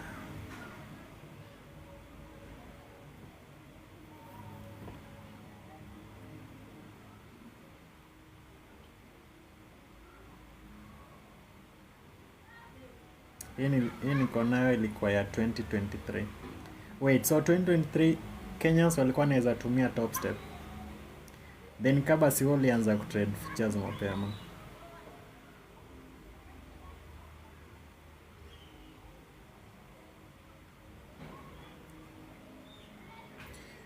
Low resistance liquidity.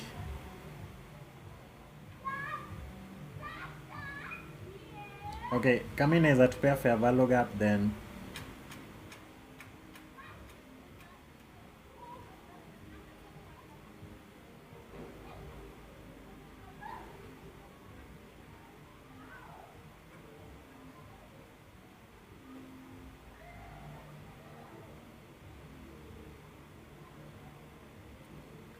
kachukua break. It's okay. Like these things do happen, okay? So yeah, imeanza kunini.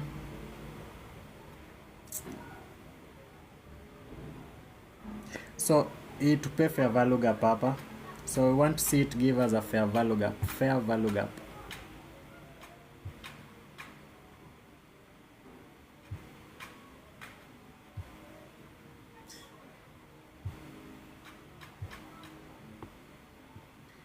Najua Kenya Lucy anajiambia. Sijiambii hivyo. I accept. Nikisha like ishafanya like kitu staki, so email ilifanya hivi ita interfere na risk management, like venye nitakuwa na scale stop loss ita interfere nayo, so si regret ati mbona nimetoka zi. No. We mori acha. But still ni fine. Siki deliver still. It's a win on my book. So yes, imetupea fair value gap hapa. So this is nice. The fact that imetupea fair value gap. So hii ya juu ili trade, yeah. But then just the lower quadrant. So hii imetupea fair value gap. Nice. So hii nini like hii takataka yote na imekuwa ngori. Hii hapa imekuwa ngori. Itakuwa ngori. Lakini kama umechoma like hujachoma like ulikuwa na learn, sawa vini. Ulikuwa na learn. You were learning. So yeah, acha I deliver, but then still like tutashika moves kama hizi. Done for the day. Nice one Kiru. Nice one. So kuna watu walikuwa wameingia still na walieka stop loss uko juu. Nice one. So usitrade kama mimi.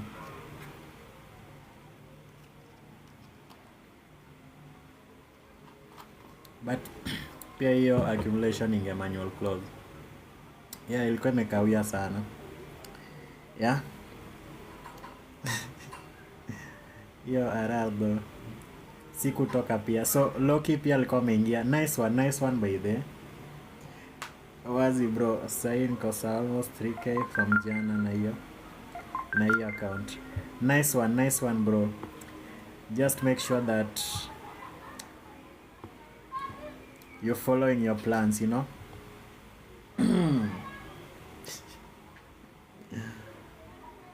Okay guys, sijui kama mnanielewa kitu like najaribu kufanya ni yeah.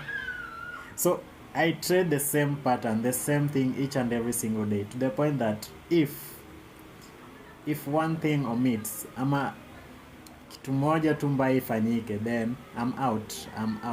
So you saw me, so I merely traded into this so this gap here, I was saying that this is a breakaway gap. Okay, now you see the moment we trade into this, in as much as the body close imekuwa hapa chini, so hii hapa tu ilisharibu, hii hapa ilisharibu. Yeah, but still si regret. Hizi vitu nitashika mingi. Maybe PM session nitashika move, so what? I've seen you, bro.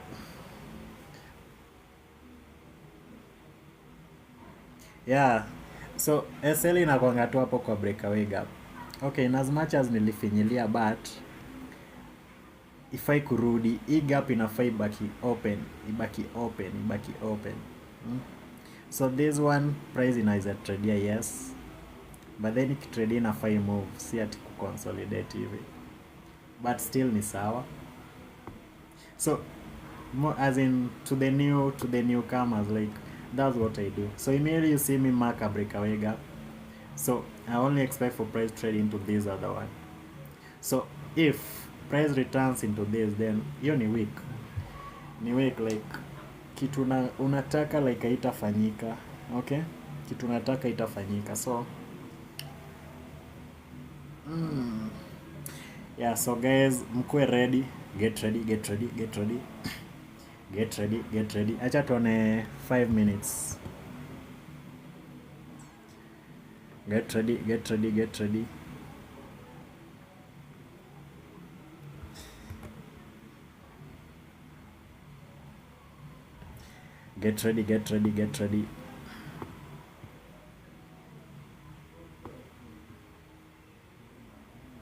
Aya, 10:50 to what? To 11:10. So get ready.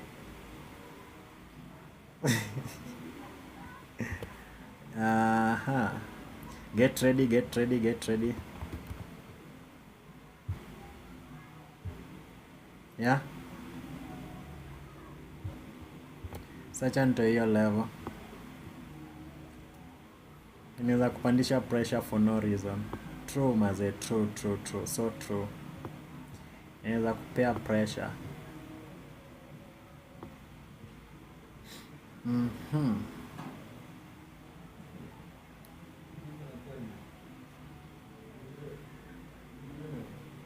Kwa breakaway gap week iko allowed to trade kwa the lower quadrant.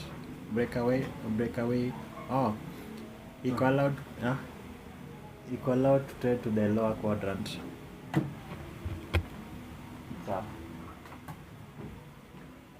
Na gold inakuwa within minutes. Gold, hiyo mchezo ya gold zi. Mchezo wa gold, mchezo wa tauni.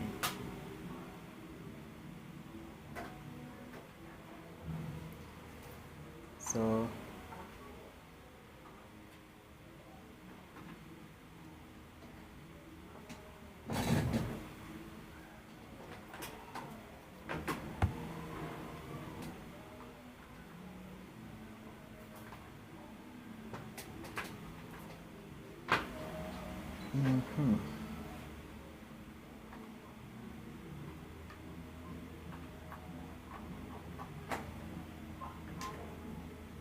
get ready.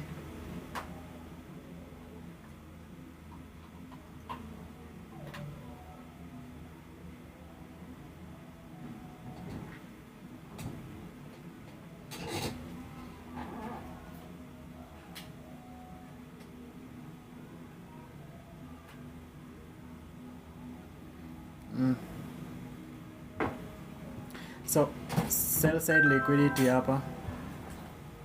So sell side liquidity taken out, okay? Fair value gap.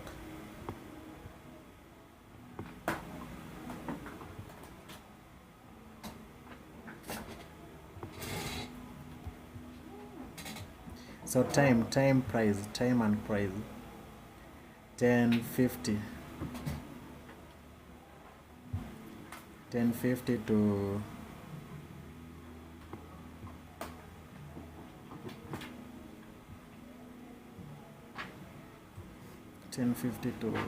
1110.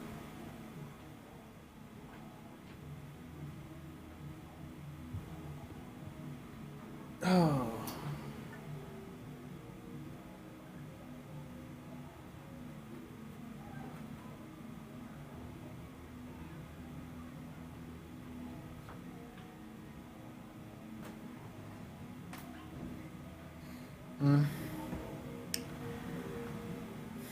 So inafanya nini? Imetradia hii fair value gap. So let's see, ikaacha fair value gap ingine hapa juu chini. So can it leave this fair value gap? No.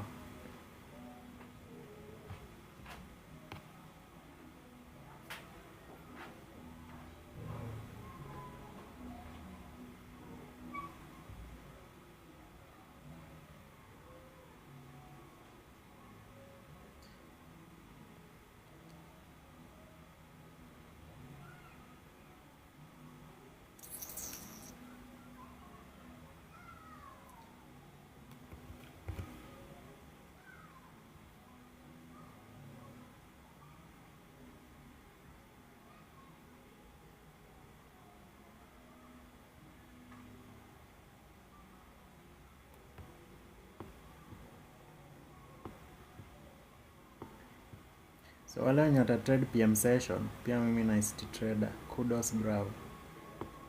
Thank you. Ama wanasemaje? Namaste. So 3 minutes fair value gap. Sijui wale wenye wanaona 2 minutes wanasema nini.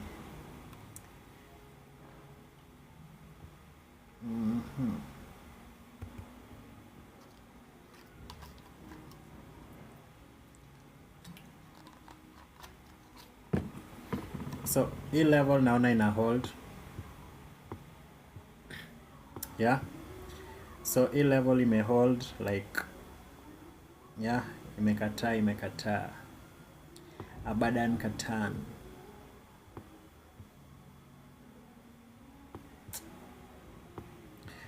Tuone kama inaweza tupea fair value gap ingine hapa. Fair value gap, tuangalie hii high. So inajaribu kufanya nini? Tuangalie hii high. So tuone venye inaweza, ikitaka kutoa hii high, tuone venye itaitoa. Ama itafika huko pia ni sawa. So hivyo ndo na read price. Though mimi I only trade currencies. I wish to get 1k followers nikwe naingia live. So guys, mfollow wo SMC apate. But then you just work for your, like, to just work for your followers. Yeah. So just be consistent. Post kila siku, post 1k followers watakuja. Ama kama uko na do tununua.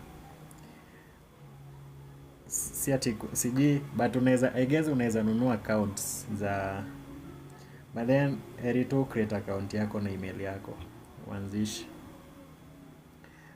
Yeah, so get to, okay, but then I guess Africans wanakuanga disadvantage juu watu wa majuu, hata kama uko na account ya 400 ama 100 unaweza anzisha live. But then if you're from huku, na 15 minutes fair value gap imehold, inaweza fly. So let me see 15 minutes. Kuna fair value gap 15 minutes. Let me check. 15 minutes AVG imehold. Oh, cool. Oh, you are talking of this.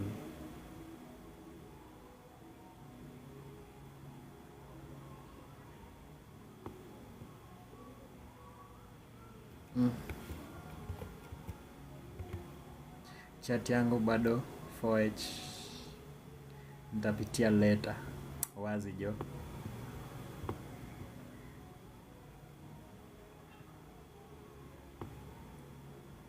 So kwa nini nilikuwa nimetoa hizo levels?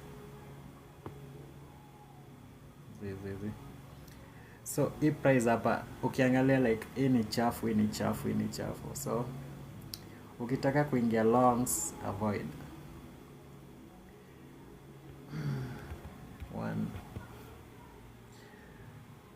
Z time distortion, yeah.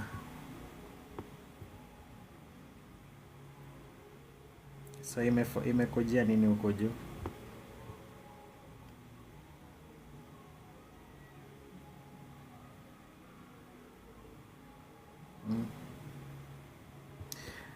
Acha tumenyane pia, mimi ni chafu mpaka noon or there is about or there about, yeah. Ita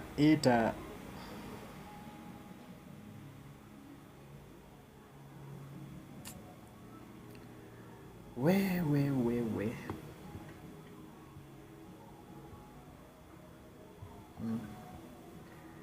sawa. Karibu SMC Ed.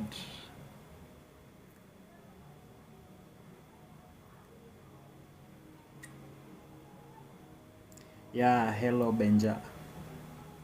How you doing? Nope. No, I don't look at gold. But then guys, ikifika around nitaenda. Also, no, I don't trade gold.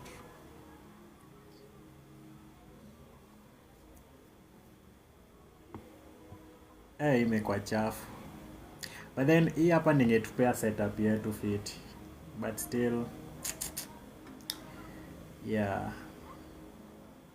So this week niko na one win.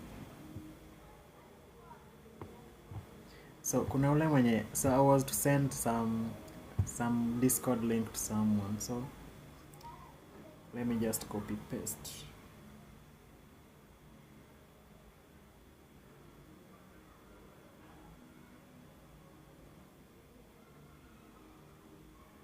Yeah.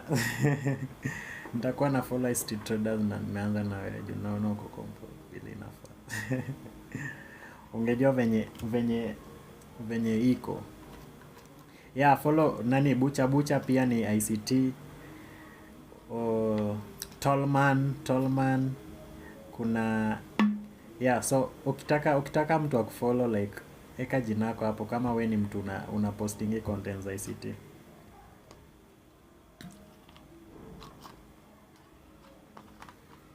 Yeah, bucha like is really doing some nice work.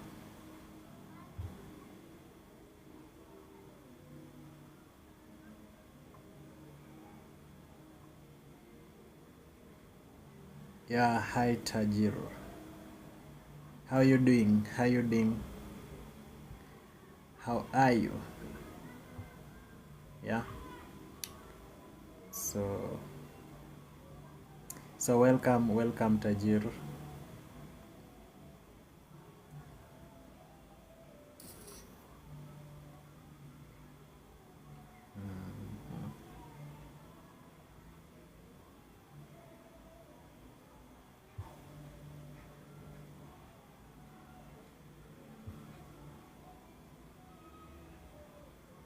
So okay.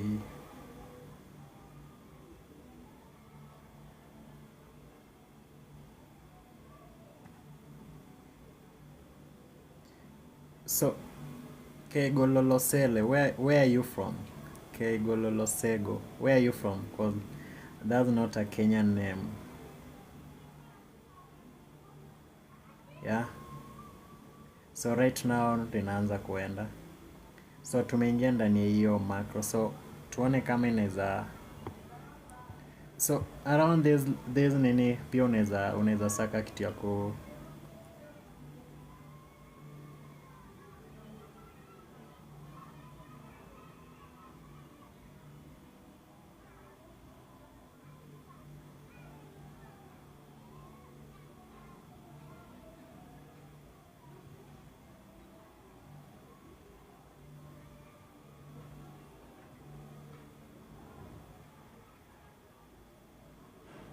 Oh, so So yeah, nice. So uko na some nice markups hapa hivi.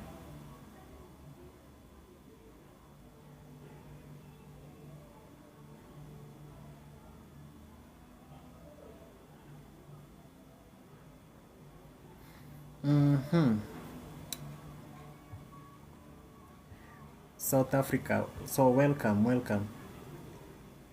So we have guys from South Africa, but then you guys are normally based when it comes to gold, when it comes to trading gold.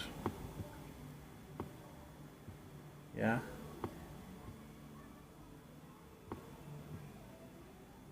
So welcome, brother. But then my worry is that can you really understand whatever we are talking about? Because most of the time I normally talk from my, I normally converse using my local language. I trade ICT concepts. I like the US 30. Okay, that's nice.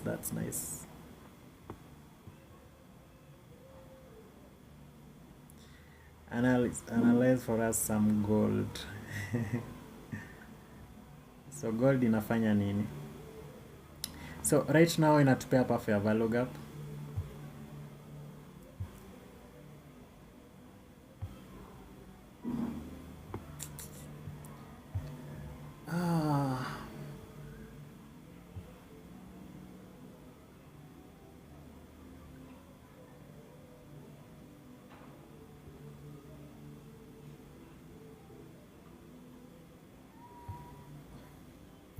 So guys, hapa hii tu ningekuwa like setup yetu ya kushort, but then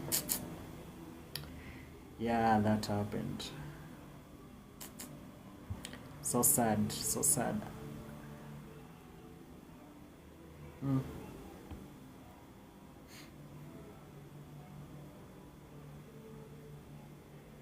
So by the if you're not following me, then you need to follow me, because this might be the last time you're meeting my account. Okay, do you only enter trades in favor or like the formation of CSD?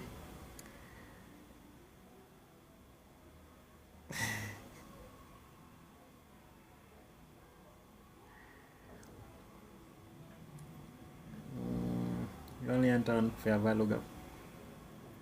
Okay, so let me ask you, so on this trade, on this entry here, so we were having this low high, this low here, so what's this?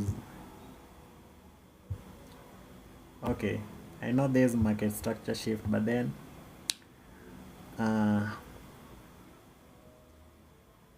isn't this also called CSD?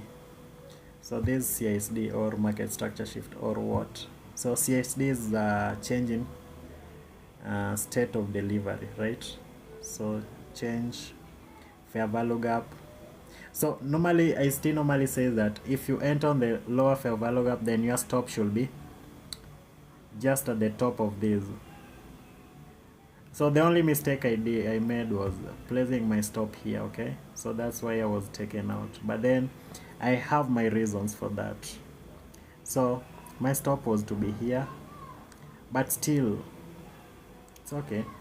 So acha niwachanue. So wale wenye wako hapa, so mbona the reason why I normally like for this level, this fair value gap to be left open is okay, moves like this whereby we leave this fair value gap open. So what happens is that the delivery will be much faster, so we won't be having this deeper pullback. So you see 1 2 3 4 5 6 7 8 9 10. So around 10 minutes we are still waiting for this move down lower. So the fact that I normally want for this level not to be traded into is so that we can avoid some things like this. So if it trades back into it, then it's kind of light. Okay, so it will try to have this deeper retracements, deeper pullback. So I don't want something like this, because I want to manage my, so if it trades below this, then my stop comes at break even. So let's say I entered let's see. So I entered here. Yeah, so let me show you guys. I entered here. So immediately this low was taken out, my stop will come to break even. So break even is here. So what happens? Price comes and takes me out. Yeah. So if you see me get taken out in this trade, so don't judge, don't judge, okay? So these are system that I've seen happen each and every single day. It happens each and every single day. So if you see me put my enter execute around this level, then immediately it takes out this low, I scale my stop loss to break even. So that means that I don't expect for price to have the deeper pullback. So immediately it trades into this first gap. So that will affect me, okay? That will affect my risk management. So immediately takes out this low, I'll scale my stop to break even, okay? So you see what happens, I'm taken out. So if it does something like this, then that's a red flag for me. Hiyo ni red flag kwangu. So yeah, msinimeze, mnihurumie, mnione huruma. So if you're not following me, purpose to follow. Yeah, and to the guys who are liking the video, nawapenda maze. Love. Your entry was wrong. The upper fair value gap is the silver bullet. You had to wait for it to be traded too. Thank you. Damn, ni kama Whitewolf hajaelewa kitu nilikuwa nasema. Your entry was wrong. Okay, thank you. The upper fair value gap is the silver bullet. You had to wait for it to be traded too. Thank you. I'll take that into consideration. Yeah. Okay, but all in all, nime explain, okay? So White Wolf, nilikuwa na explain aje the reason why I'm taken out. Okay, this was a nice one, but then the fact that he may trade into this, so si ati entry yangu ni wrong. Yes, maybe inaweza kuwa wrong. Yeah, breakaway gaps are left open most of the time. True. But then again, what I'm trying to say is, I found breaker should have volume balance on both sides. No. That's a suspension block. So, Lost Boy, that's a suspension block. Volume balance on both sides. So, if we are having this volume balance above, volume balance below, fair value gap, then that's a suspension block. The upper fair value gap is the first presented fair value gap after 10 a.m. and it hadn't been engaged yet. So I'm going to DM you White Wolf and so that we can have a chat on that, cause yeah, easy vitu nilisoma kitambo. Yeah, so I went through ICT contents around 2022 2023. So some of the things it's like I've forgotten, okay? So thank you, White Wolf. Yeah, thank you. And I'm taking notes by there. I'm taking notes. So well so White Wolf is saying that after 10 a.m. so 10 a.m. so this is the first presented fair value gap. So and it hadn't been engaged yet. So you have to wait for it to be engaged. So I hope White Wolf you are in this trade. By the thank you. Usitweak system, achana na wao. Okay, but then I'm learning because normally I don't trade past 10:30. So no, 10:30. So this was 10:30. So this was 10. Okay. Still fine, still okay. But then it's not like I'm going to tweak. I'm just going to be watching this. So I'm just going to backtest and see what White Wolf is saying. Yeah. So that's good. So these are relatively equal lows. This low, so we want to see long candles. So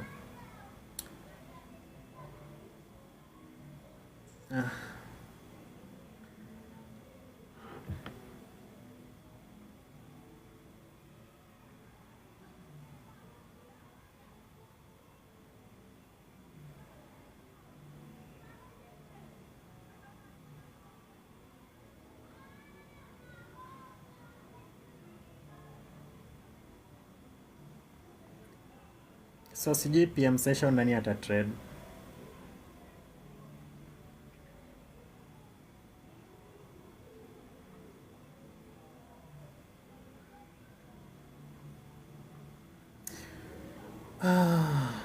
Okay.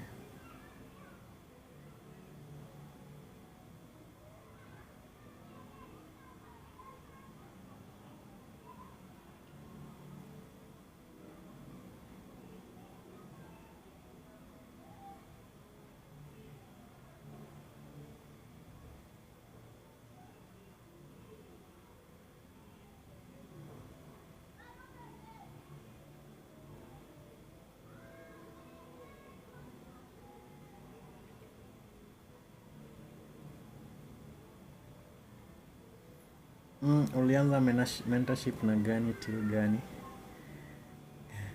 Nilikuwa nimetoka kidogo, kwani huku hold your scalp. Nilikuwa nimetoka. Yeah, nilikuwa nimetoka, Tallman, nilikuwa nimetoka. So nilianza na core contents. Sijui hizo ma sniper models, core contents, alafu nikaingia 2022, 2023 na 2024 peke yake. So nikaachana nayo. So 2025 staki, akitoa ya 2026 staki.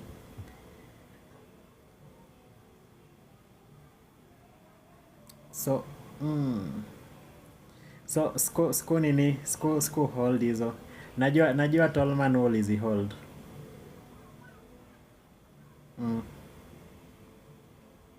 So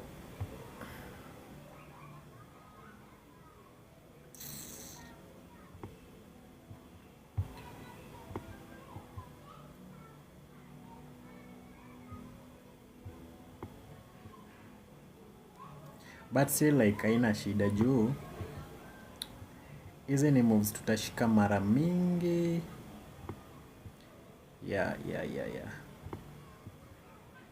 Monday lunch macro sell the draw, but we're spending too much time here on Monday. 9:30 open. Okay.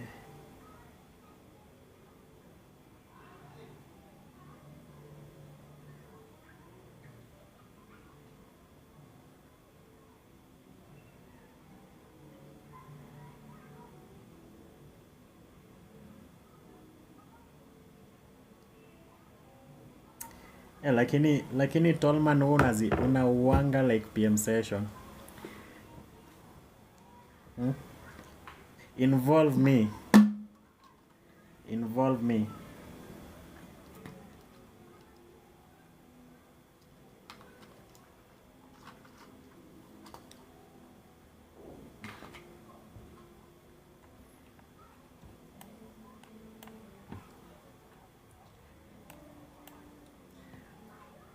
We Tallman. Kwange tukitrade PM session. Okay, niseme aje like PM session huwa sijaivianga vile, but then najua few things hapa na pale.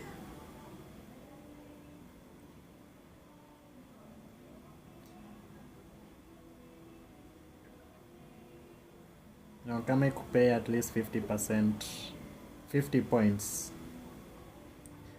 unaiacha. Okay.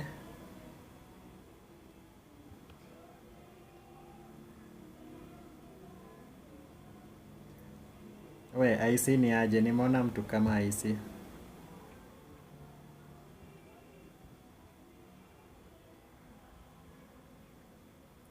So Gideon ni aje?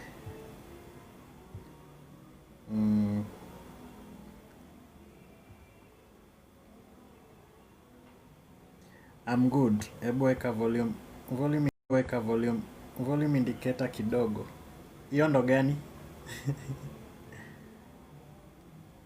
Volume indicator. Okay, sijui like una trading na volume indicator.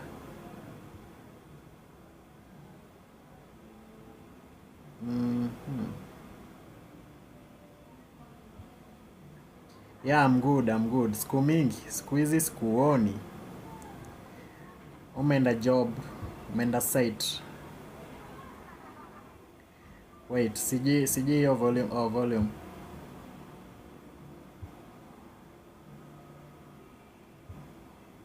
Gold kwanga. Wait, sijui venye wanaeka hiyo volume indicator.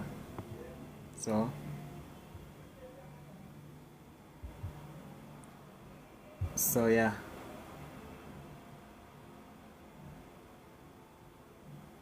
Yeah, nitaanza ku stream PM session, but for now like napenda like ni trader. Yeah, you told me you would take a break, so for now I feel like nafani kwe na period yenye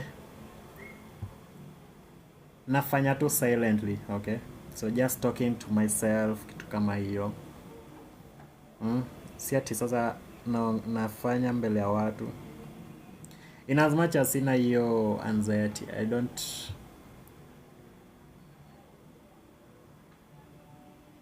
So sikwangi na hiyo anxiety ya talking, I mean, I'm doing this thing in front of people, so I don't suffer from that.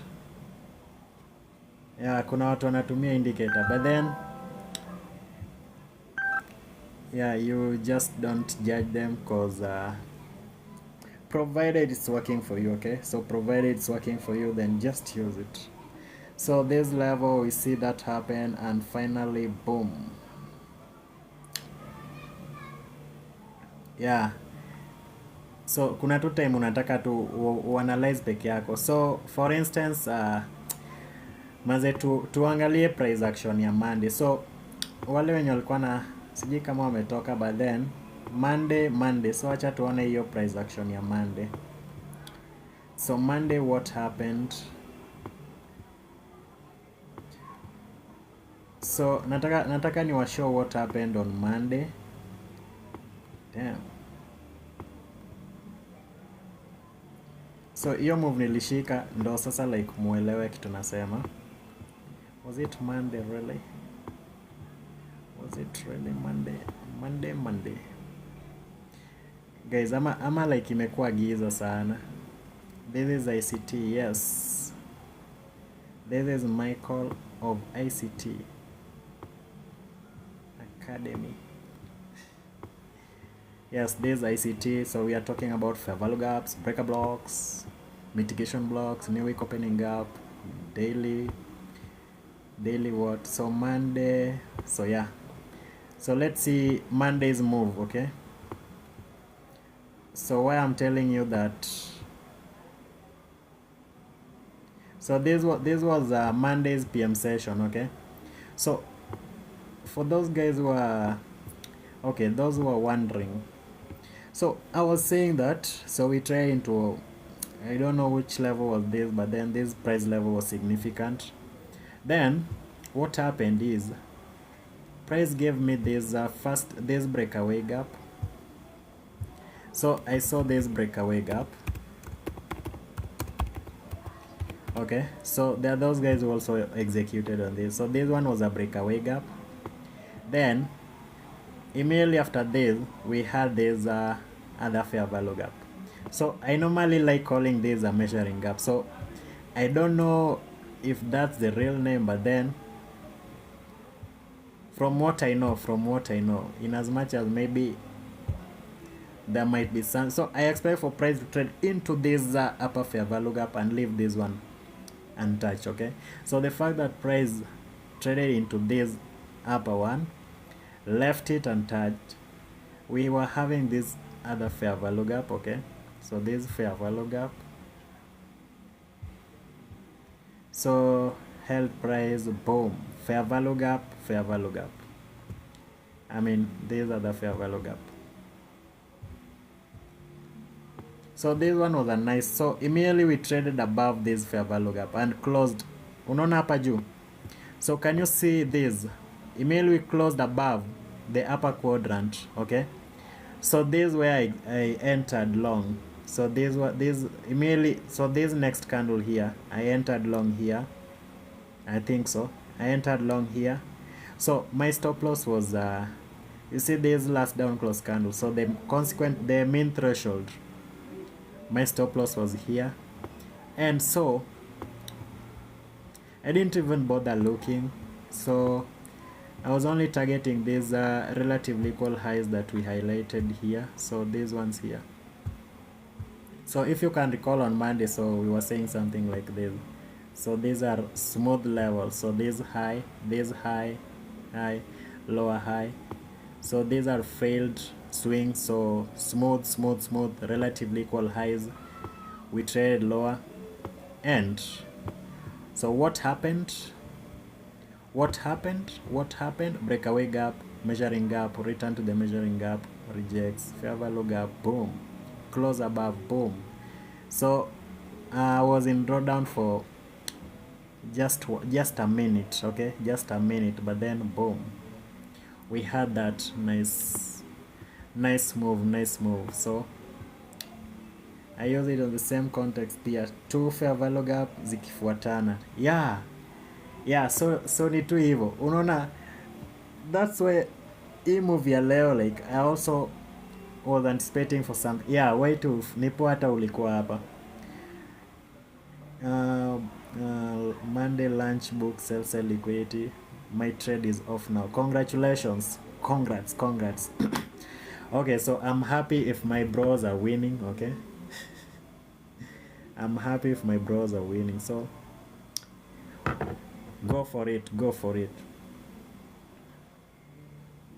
Hiyo measuring gap here as an anchor from a swing low for fib projection. Yeah. Okay, nasema na hata sielewi kitu tumesema. Hiyo measuring gap pia as an anchor from swing low. Oh yeah, fib retracement. True. So this level, kama we ni mtu wa fib, so there's a protraction. Ukichora fib from this level to this, so around, is it 60 watt to 70 watt percent level, so imerudia. So that one, boom, relatively equal highs, tagged, get done. Napima hiyo target. Yeah. Okay, acha nifanye kitu nasema. So kama si hivyo, like utanishow tu.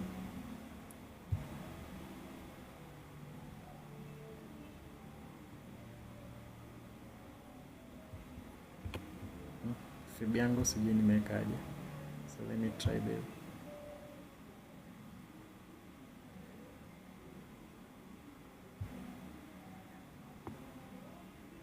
Ama si hivyo? Hivyo sasa. Okay. So so kama ulikuwa umepima around the 2 percentile level. So let me see. This level here. So kama ulikuwa unatoka around your price level. So you still ili hit, you see? So ili hit your level. So that was nice. But for me, my trades came off around this level. So that was a nice one, tall man. So still I prefer, ni kama tu hadi mimi nitaanza kutrade hizi PM session juu sasa like zina offer vitu clean kama hizi tu, in as much as we had this choppiness, but then immediately it left this level. So this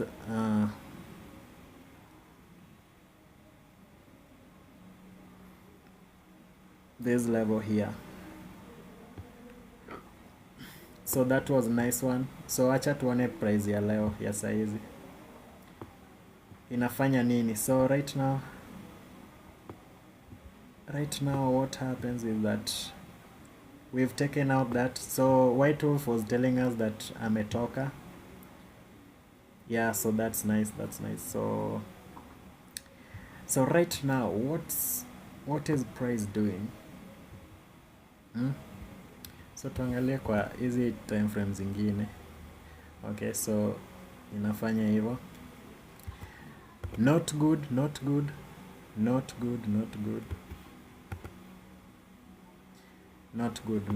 So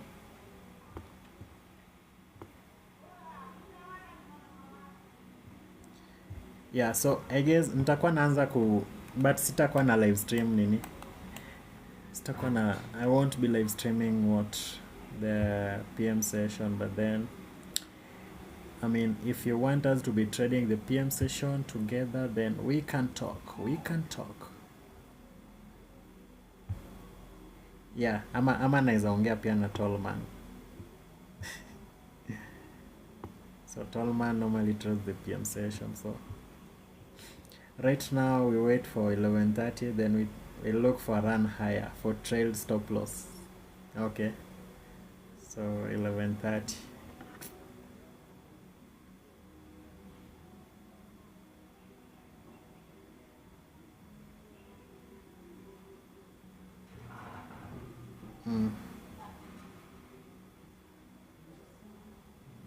So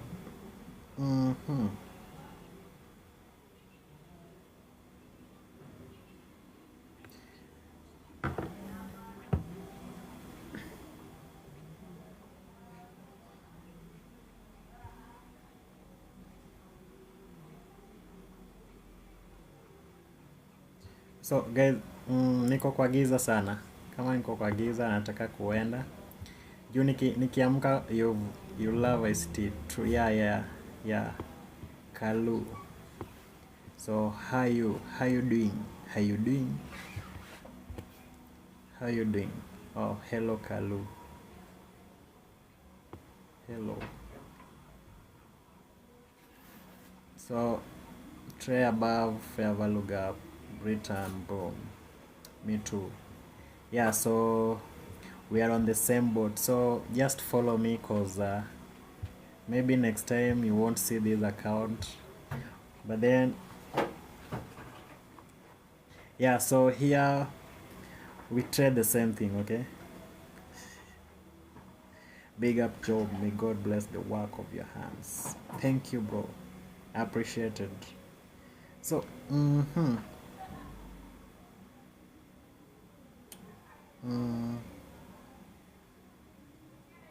so guys,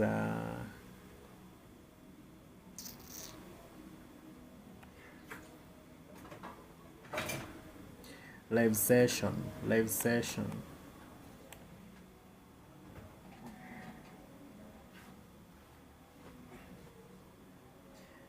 Semaje White Wolf? So White Wolf tunakuanga na mzee fulani pia anaitwa Sadaman. Sijui leo hajakuja.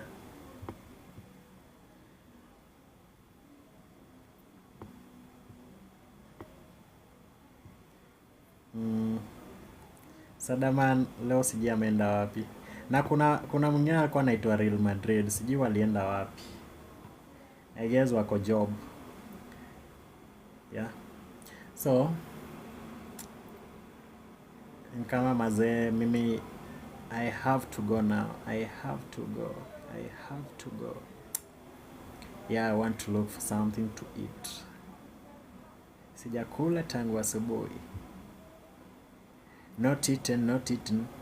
So I want to, there is low probability, wait for macro. Yeah, so Sadaman ni G. Maybe leo alikuwa na trade gold. Kesho atakuja, I'm sure. So but then so today I feel like we might still trade into this first presented fair value gap, and maybe tomorrow we might find a setup from this level. So tusiogope maze. Yeah, so this one here will be our bearing from tomorrow. So if we fail to trade above this level, then I'm going to utilize this first presented fair value gap tomorrow, and if we fail to trade below these lows, yeah, so that's what we'll be doing. So if it can do something like this, then tomorrow, okay, I don't think that will happen, but then this level we're still going to be utilizing it throughout the week, because right now we've not traded back into it. So this level, these are a really important level, so we won't omit it. So hizi levels zingine tunaweza toa zote, but then this is the main one. We're not going to forget about it. Okay, yeah. Even me, I've not traded today. The profile was not clear. That's nice, mentor mentor. Yeah, so for me, I took this tight stop loss, or I closed manually. So that one, but then it's something small. So so I have to go. Kesho utastream ama? Yes, kesho nitastream. Alafu kama like pia uko kwa WhatsApp group, unaweza ingia ama join pia Discord, alafu utakuwa unatuma setup zako. Sasa kama White Wolf, hiyo setup yenye umeshika, like tuma tu pale Discord, link iko kwa bio, alafu like watu wengine watalan, wakiona hizo setup. So just do that, and also any other person mwenye ameshika, so just feel free kushare hizo movie yenye ulikuwa umeshika. Yeah, so kesho nita stream. Yeah, so tomorrow we'll be streaming. Siko Discord, mpe link ya group ya WhatsApp. Okay, nakutumia. So White Wolf,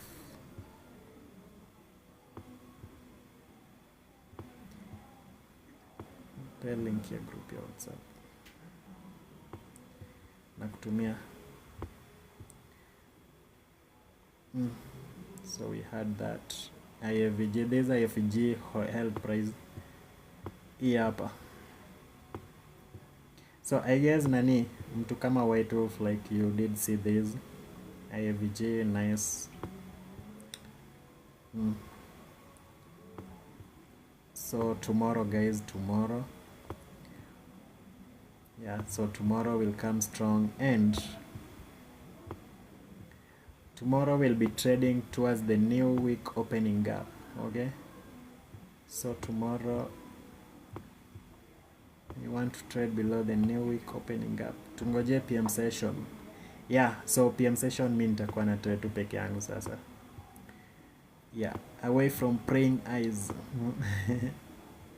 Can you check BTC? HK now lost, but then my setup was a sell.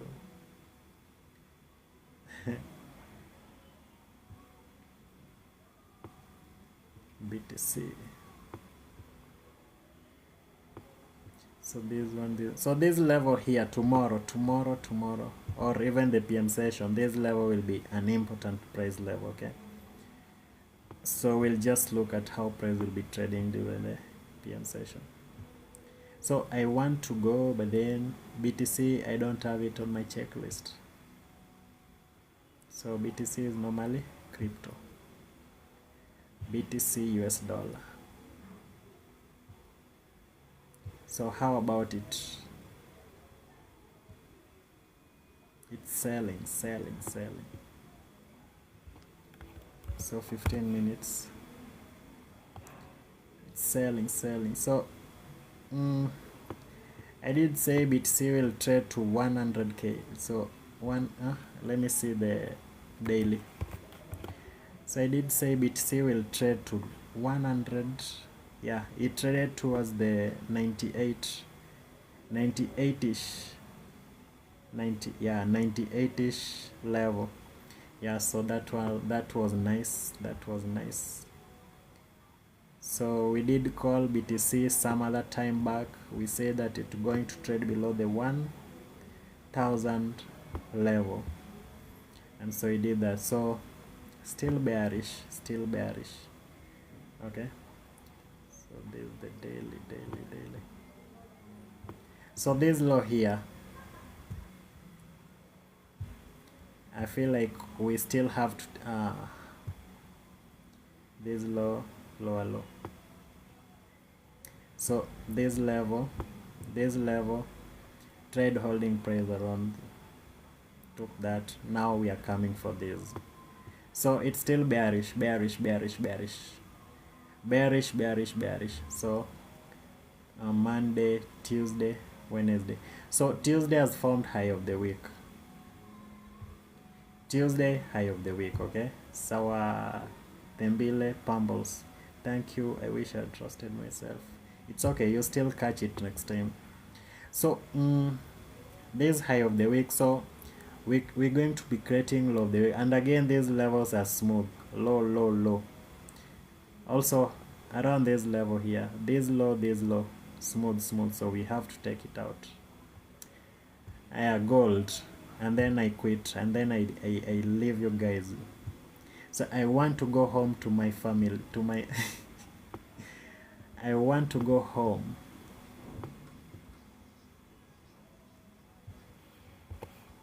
Oops.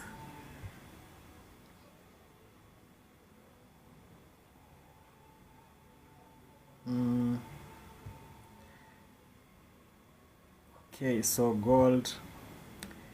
Yeah, gold, we are trading into this fair value gap. So today, if this candle, so these are daily candles, so if we close above them, next thing we're going to be looking for is there's a order block here. So actually gold, we called it last week we said that gold was to buy, and so that's it. So after that we are having this mean threshold. So mean threshold is simply the midpoint of that order block. So we see how it trades to, so mean threshold and then there's highs here. So these highs here are also relatively equal. Or was that? So those highs there. Chalk on now. So Nasdaq. So let's go back to Nasdaq.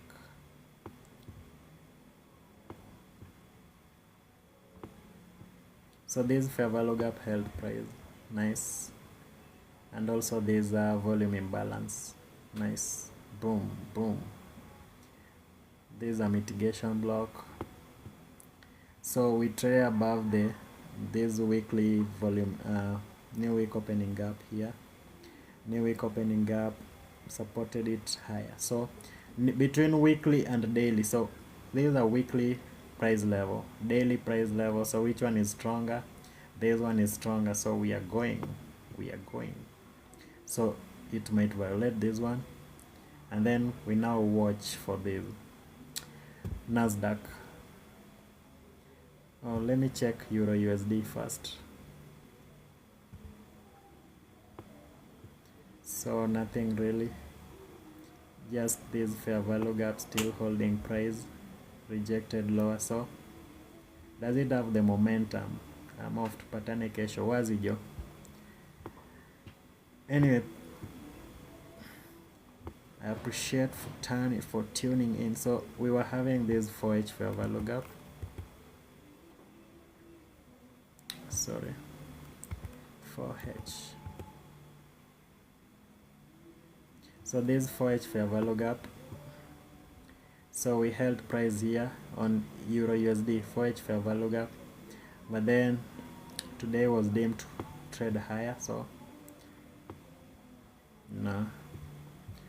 So we had that. So today I was kind of bullish on Euro USD. So that is it. So this high, I don't think we're going to, this level is going to hold price anymore. Yeah, because this one was only an expansion. Okay, so hii ilikuwa tu expansion. So inakwambiaje, inataka kwenda huko juu. yeah, huko juu. So hii hapa ilikuwa protraction move, so this is now the main move. So tuchukue hizi highs, alafu so angalia Friday, Monday, Tuesday, Wednesday. So hii high ya Tuesday, so hii high tukichukua leo ama kesho, juu hii high tunaenda kuchukua, then tukiclose above huku Friday maybe close if form high of the week, then Monday ita form low of the week. So something like that, I'm anticipating something like that. Yeah, so Monday formed the low. I'm off. Oh, so GBP kiasi alafu nifunge. GBP, yeah, so GBP I was watching for this low. Yeah, so this was nice. So I wish ninge trade GBP. So let me check 5 minutes. Niwasho kidogo.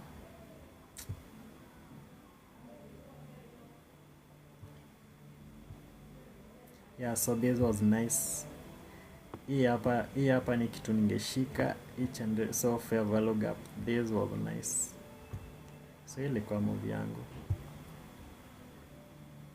Nice. So if we fail to take out hiyo high, then maybe tunaweza kuwa na pullback, but then si expect ikue deep. But then ikikuwa deep, then this low I feel like it's protected. So can it come back here? Maybe not, but then it's going to buy. So NQ,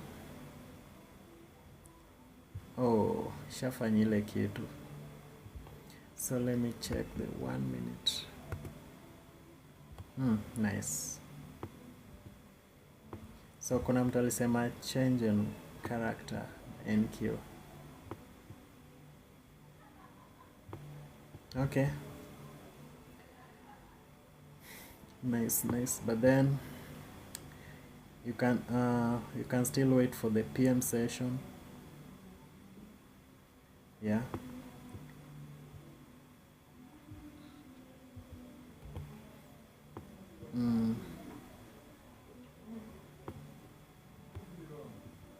So guys, I'm going to be trading the PM session alone, so I'll be looking for that when I'm by myself. So right now, okay, either way I still don't like this, so see you guys tomorrow, and we'll talk more tomorrow. Okay, so until then, have a good day, have a good night.